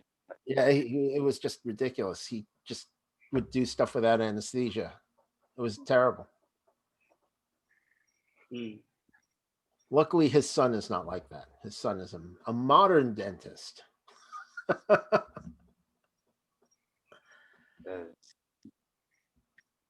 Tim, do you have any questions? No. Do you see how this would help with the people that you're seeing? Yes, and actually it's something I've ended up using already. Instead of telling patients they should do exercises, I tell them, if you do this, it can help you with what you've got going on. Right. And ask them to just try it for a while. And they do it, right? Pretty well, about 80% compliance. As opposed to you should do the exercise. Which would give me about 5 to 10%. Yeah. There's going to be 5 to 10% that aren't going to do it no matter what. They want somebody to do it for them. I like it because I have a personal trainer who's very heavily involved in the medical side as well. And I actually like it. I'm very coachable, I guess, when he says, do this, it'll help you. Do that. I like the certainty in it, the confidence. Right. Okay, no, I can't do it. In that context, it works. But if one of your the guys who works for you says that, what would happen? To who? How would you how would you react? If you say it to me, you mean? Yes. I'll forget about it. Go have lunch. Yeah. Well, and you're actually still it's still a little bit of an apples to oranges thing there. Telling someone do this, it'll help you, is still different than telling them they should do this because it will help you. Yes. It's different. Changes You're the right. context pretty radically. Well, it changes the emotional reaction because there's a certain weight to the word should that it's built up from when we're little kids. And there's fear involved of some sort of Retribution. Yeah. For lack of a better word. Well, also in the case of if you're a medical doctor, if you say you should do this, I mean, automatically the mind is going to the alternative if I don't. When you say should, the opposite is coming to mind even subconsciously. And so it's like, don't think of a blue ball. Well, you thought of a blue ball. When you say I should do something, it means that to prevent death. And so the client is now thinking of death, which is not probably something that Patch Adams would do, would have his clients think of death. You He know, would see, much rather than think even of, then, a lot of clients, when they're told by the doctor you should do something, their answer is no. mm, You know, and it's mostly because of the word should. But what if a doctor say I should do something? I say to him or her, what's gonna happen if I don't? Exactly. That's what, I actually say that. What's gonna happen? yeah. You see, that's your first. I'm gonna die. Okay. But if it's not a matter of I'm not gonna die. Then okay. Or I ask questions. Yeah. If Tim, you told me it's going to benefit me, I would to ask you, how's it going to benefit me based Exactly. on you knowing my situation and Right. and what you're treating me. So I want to know. When you explain it to me, and you get into it's me, what's going on with me and how it's going to affect me, then I'm going to be coming back to you. Yes. Yeah. Well, exactly, because that it doesn't open up. I trust You you. know, right. It Into basically you want more information than you want to say. Okay, you say this I should do this. Why? Well, I don't say it like a child. No, but you're giving more context around it. But that's essentially what's happening. It's Yeah, make and that's okay. It's okay, Well, I right? want an explanation. I want information. That's right. I mean, you don't. I mean, who? If you're gonna put out your money, you want to know what you're buying, what you're getting. That's exactly right. I mean, it's the way you're taking care of yourself. You've got to ask questions. That's right. You don't ask questions. You know what people do when they don't ask questions? They're That's right. blaming the other person rather than saying, "What did I do? Right. I could have made it different. I should have asked questions." Oh, you should have. So that's why I ask questions. was that a positive use of the word? No, but not necessarily. It's like, next time I'll ask questions, right? Well, yeah. See, But you see, the thing it is, works for me. if you say I should have asked questions next time, do you remember to ask them? Oh yeah. Okay. As Yeah, long when as I say should, the way that I said that, I should have asked questions. I mean business. Right. Okay. When I say that, I really, it's like it's not going to happen again. Right. So when you say I should, that's where I'm coming from. right, but when you say I should, it's a different context than when somebody says you should. Yeah, I would never say anything I would never do a shit to anybody. No, but somebody says it to you. Oh, I don't say anything. I back off and I know exactly what that person's about. I said, I don't think this relationship is going to work. Right. You see, exactly what I do. I'm not going to change anybody. I'm just observing. And this is a perfect example of how I should is very different from you should for you. Yeah. Right. Exactly. And again, it just goes by the individual. And so it's important to check these things out and to test them and to see which ones actually work. Which ones work best for you. Well, is this different today with everybody emailing and texting, with communicating?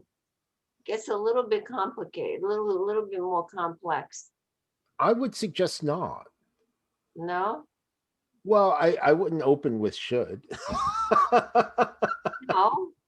No, but people tend to very fast. Well, that's why it's important to think about, what you're texting or what you're I'm not talking about me. Well, anybody. Dear John. I still do that. Some people don't even put John. They don't even put my first name. Are you writing Dear John letters, Annika? Dear Joe, dear John, dear Jack, dear Wendy, whatever. I still do. People are moving too fast. They're not thinking about what they're saying. You're saying, yeah. Right. But that doesn't mean that you can't do that.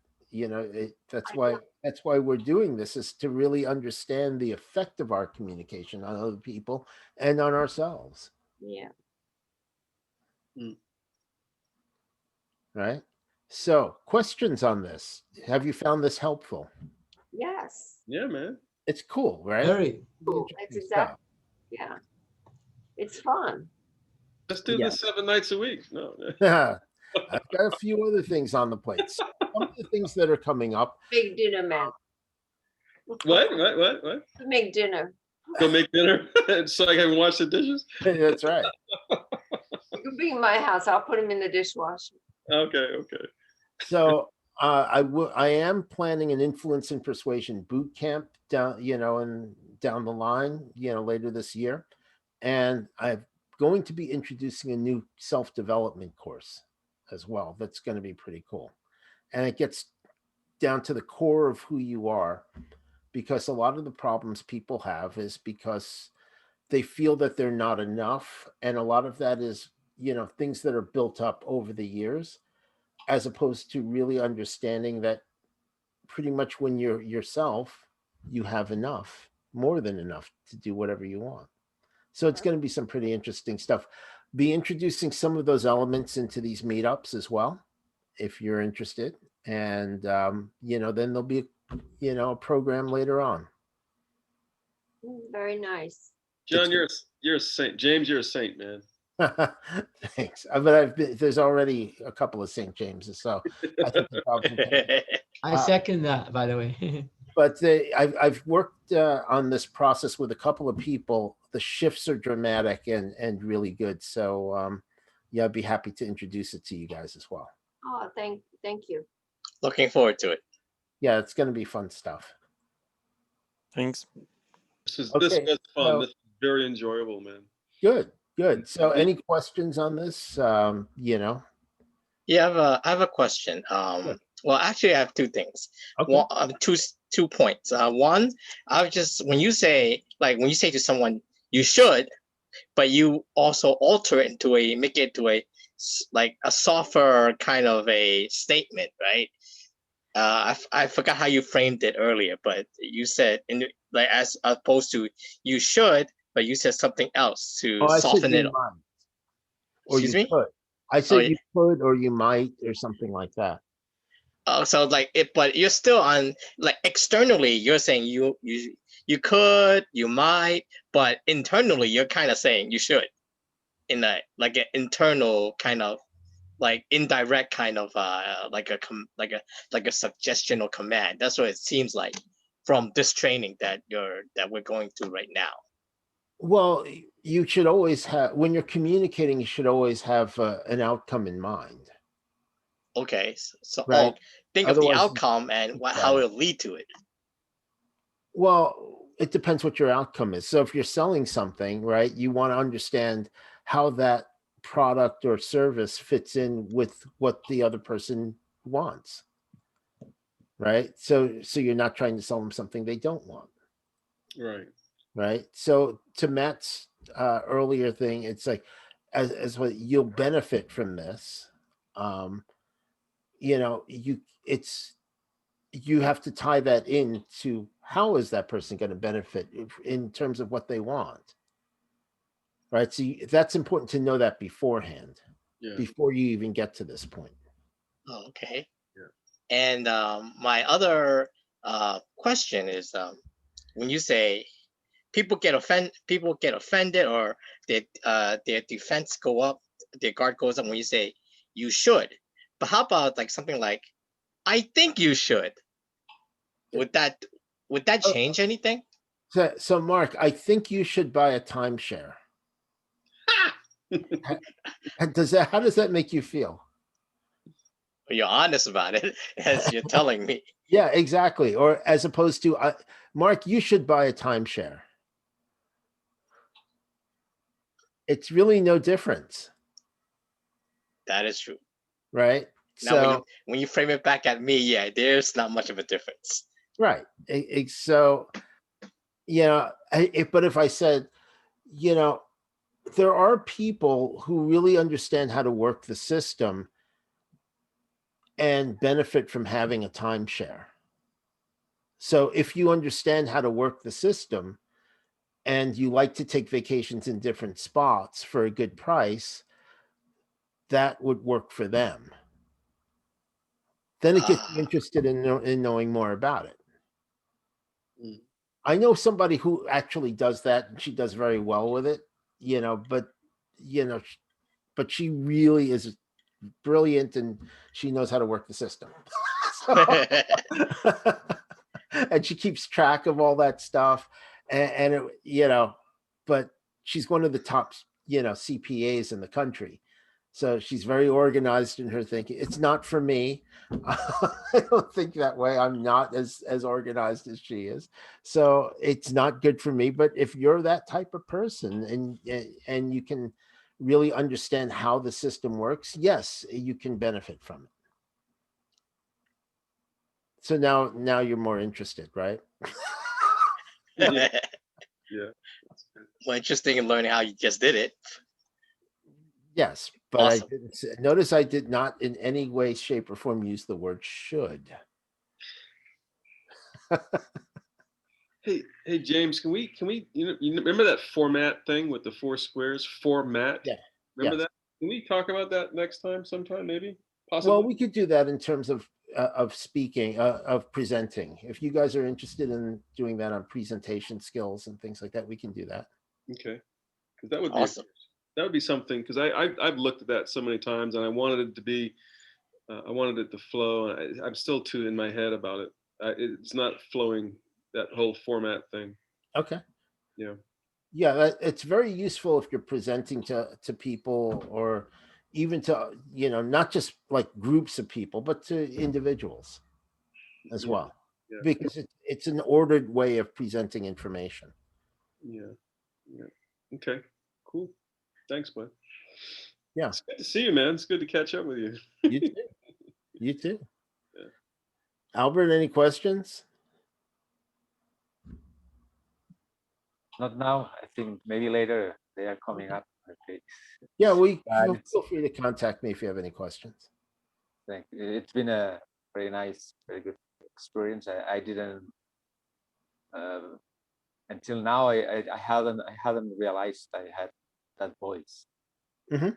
So it's been very. Yeah, most of the time none of us do until we actually, somebody directs us to think about it, and it's like, oh yeah, Good that's point. right, it was there. It's amazing how it disappeared. Yes, isn't it? And replaced by something better. Yeah. It's always better to put something back that's better, I find. Yeah. Some people just change it or just get rid of it, but I always like to reuse the space. Affirmations, people say affirmations, I am a great salesperson and all that lot. The question is, do they believe it? Do they work, or do they believe it? Is that what you say? If you said to yourself over and over again, I can fly, and you don't do, you don't say I can fly in an airplane, and you just jump off a building, you can fly for a couple of seconds. The landing's not so good. So maybe you should have said I can land. Parachute. But so the question is, do you actually believe it? Is it formed properly? Oh, right, to the point where you believe it, and then can you generate enough emotional impetus behind it to make it work, right? So that's where the law of attraction is kind of, it's, to use the word, an attractive idea, but that's why it doesn't work for most people, because it's basically, I want this, right? And if I put a picture of it on my board, I'll eventually get it, but there's no real emotional connection to it, nor is there an action plan to get it. Right. So if you say I'm going, it's like, I'm a great salesperson, right? But you don't go out and try to sell anything or learn how to do it. You could say it all you want, and but you've never gathered the skill sets and the requirements to do it and put in the work to do it, it's not going to work. But once you do that, if you've done that and your only thing is, am I confident to go out and talk to people? Well, then it can work. Right? So you have to have something else behind it, right? Rather than just saying to yourself that you are. That's really good. Right? So maybe people say it don't work, but they actually did work for me. Maybe other things that work better as well. Richard, I don't know. I've known you for many years, and you've been involved in influence and persuasion for many years. So did the I'm a great salesperson come before that or after that? Good point. But the thing is that you mentioned I was doing things to make myself better. That's what really hit me. Yes, exactly.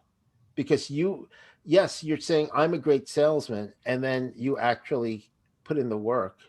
Yeah, that's what I just learned from you today. Because they're saying they don't work. I go, well, actually, they work for me. I know they work for a fact. Because the reason why I know, I used to write them out, and eventually I realized I don't have to write them anymore. I already have it. It's like, and that's when I realized they do work. But everyone's saying they don't work. But now I know why they work for me. Well, I was going out applying it. Because you were putting in the work to make it work. Yeah. Most people think it's, oh, if I just think this, then it'll work. But you have to you have to actually do something. You have to have action attached to it. So if you say, oh, well, I'm a thin person, and you're actually just like eating like cake all the time, right? The thought that you're a thin person is not going to get you to lose weight, right? But if you take on the identity of somebody who's fit, and you actually do things to make yourself fit, not even necessarily just diet, but also exercise, it makes it you become that person who you want to be, who the affirmation is built around. So the affirmation actually is real, as opposed to just something you're saying, and then unconsciously you're saying, oh, I don't really believe that. That's not true. And how about that style where I heard later on, which I wasn't familiar with until later, which is you ask yourself a question. So rather than I eat well, I eat nutritionally, it was, in what ways am I noticing how well I eat today? So it's a question. Or you can just ask yourself something simpler. It's like, what can I eat to make myself feel better? Or fitter, or however it is. That's nice. Right? And then you'll have an answer. It's like, well, salad. It's like, do I want salad? I don't know. Right? It's like, okay, well, what kind of salad would I like? See you, Sergey. Thank you. Thank you. Bye. Right? So maybe you might want a different type of salad. All right? So you don't have the same salad every day. So you have some, and so, or maybe you can have salad for one meal and have something else you enjoy more for another meal. People tend to try to be black and white about stuff, especially things like diet. It's like, oh, I'm on this diet and I can't eat this. It's like, well, just try eating less of this and a little bit more of that, so you can still enjoy that. It's just all about, balance, and then maybe doing a little bit more exercise and, taking a walk, starting with that. Yeah, but people tend to try to be, okay, I'm going to go to the gym. So they go to the gym once and they get all sore and then they don't want to go to the gym anymore. Is that because they want to catch up if you're behind? I'm sorry, say again? Is that because they want to catch up? Like they feel behind, like, oh, I haven't worked out, I need to work out. No, it's because let me put it all into next week. It's easy to be enthusiastic once. I love that. Right? Continue on that. You really got me there. I never heard that before. It's really easy to be enthusiastic once. It's like, but if somebody can think of it in terms of once every time. See you later, Albert. If you if you're enthusiastic and you take that enthusiasm and you transfer it to each time, so it's fresh and it's new, then all of a sudden it's not a chore. It's something that you're just doing at the moment and enjoying at the moment. Mm-hmm. Like washing the dishes.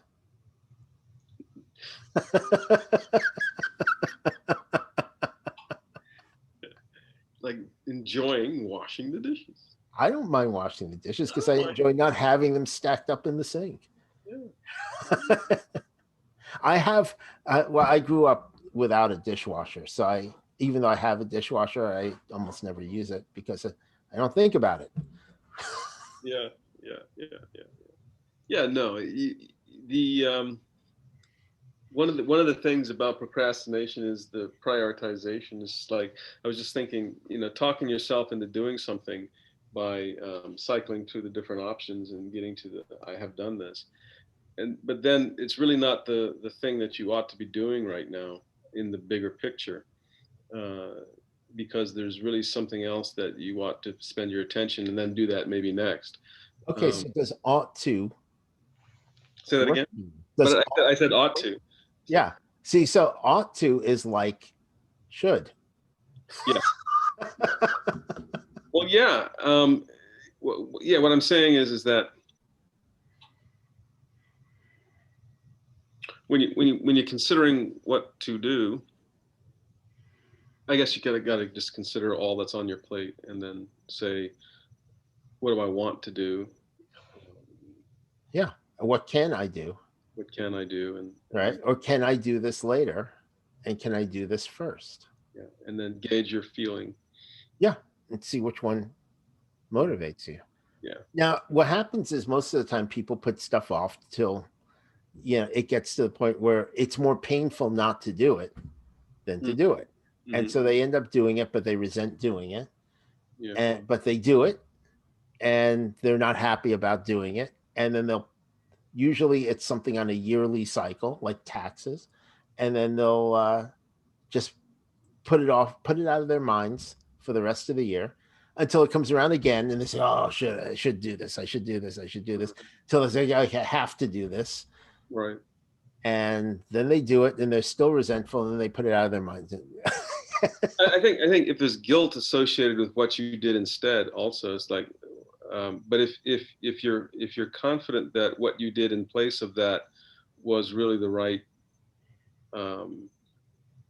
priority, or then there's no sense of guilt or shame about that other thing not going done, because in your confidence that you were acting responsibly. Yeah, that's where it comes down to choosing to do things, and which will be part actually of the self-development program, because there's a big component of that as well. And that's how I approach things when I work with people on like smoking and weight loss and things like that.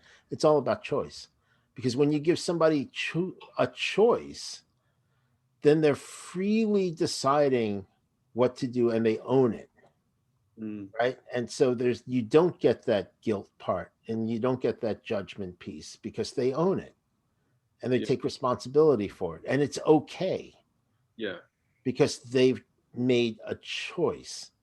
It's when somebody is not making a choice, when they're just doing it out of habit or they're just reacting. Compulsions, right.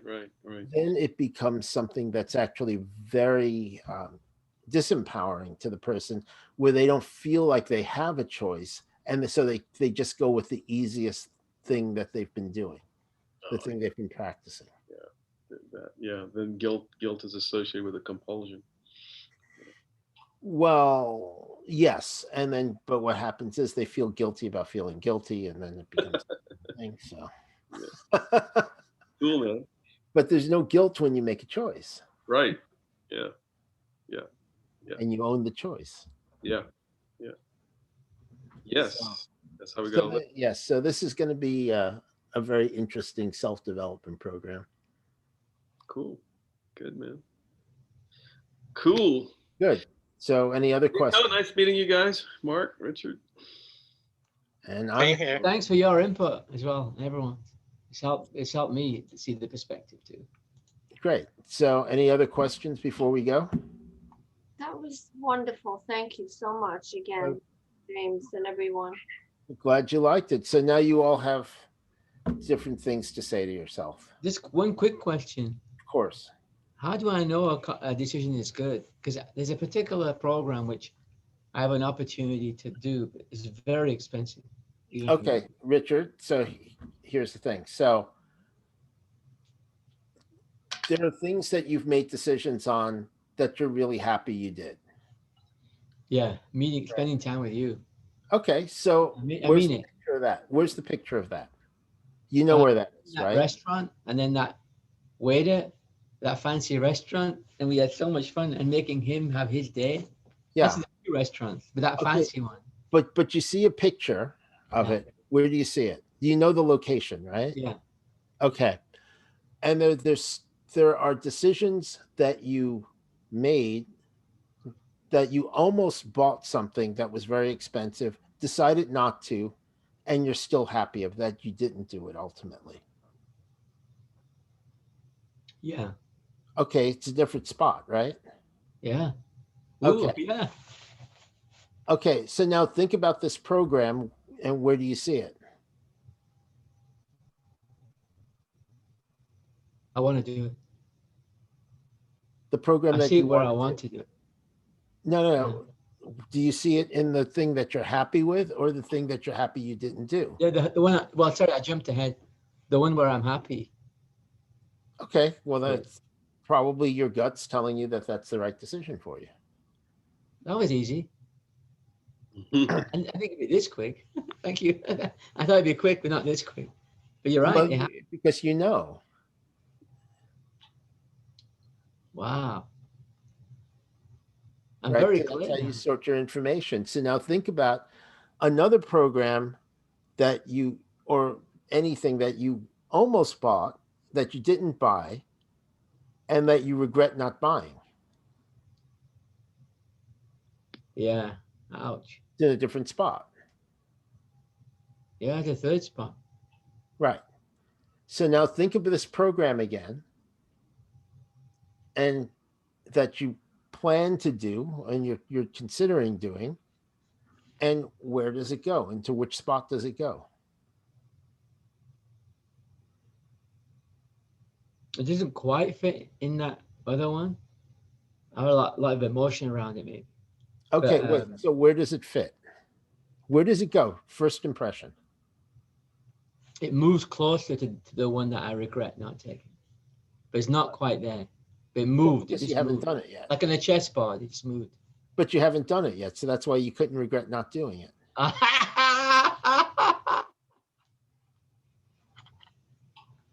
That's true. How could I put it there in the thing? So if you move it to the spot with a thing that you regret doing, right? Hmm? Does it stay there?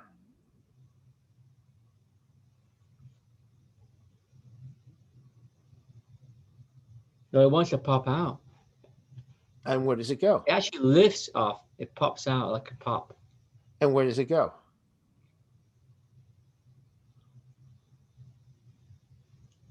It's just next to it, but not quite next. It's like near there, but it's got its own position now. It's got a Okay. stronger position than before. Does it go towards where the thing that you're happy that you did go?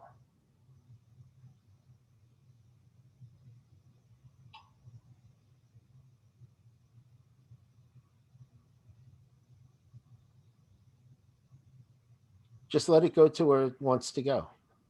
It only goes there if where we were in that place where I was happy I did. Okay. Well, If I go up in space in a helicopter and it's a wider thing, it's in that That's- same area. that's your But it's answer. not actually at that spot. Well, I know because you haven't done it yet, Oh, okay. but that's your answer. Okay. Wow. It's just all how you order information, and this is emotionally you make the decision and then you rationalize it afterwards, right? But this gets down to how you're sorting information And your first impression is that this is something that you'd be happy to do. And you'll be happy that you did it. I will be happy that I did. Well, if it's your first imagine. impression on it. Yeah, I'd regret. I can't imagine regretting it. I can't even find that space. There you go. So it's an interesting thing. It's like when you're making a decision, you put information in different places, right? Just like we did with the sounds. Yeah. And so in this case, you have a place where you put the things that you're happy you did, things that you regret not doing, and the things that you're happy you didn't do. And this is going into the place that you're happy that you did. So that's generally going to be something that you've already decided that you're going to be happy you did it.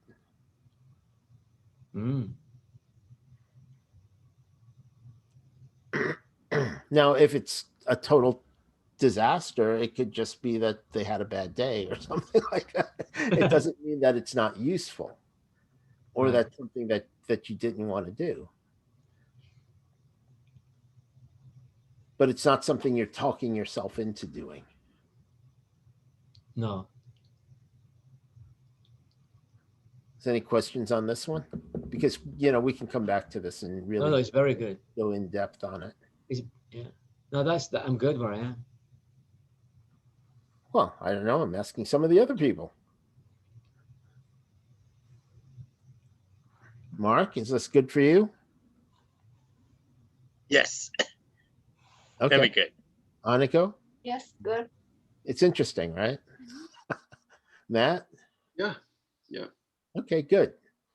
Okay, so, you know, we'll leave it for here for now. We can always come back to this again in another meetup because it's kind of an interesting topic. And, you know, we'll be putting together the next one. If you have any suggestions on things you guys want to cover, just, you know, drop a note and then, you know, we'll be doing this. Great. Thank you, man. Okay, good. Okay, thank you. All right. Well, have a good night. Thank you. Have a wonderful week. You know, Thanks, James. Thanks, everybody. Have a good night. on the meetup are always appreciated. Definitely. Thank you. Okay, thank you. Bye. Okay.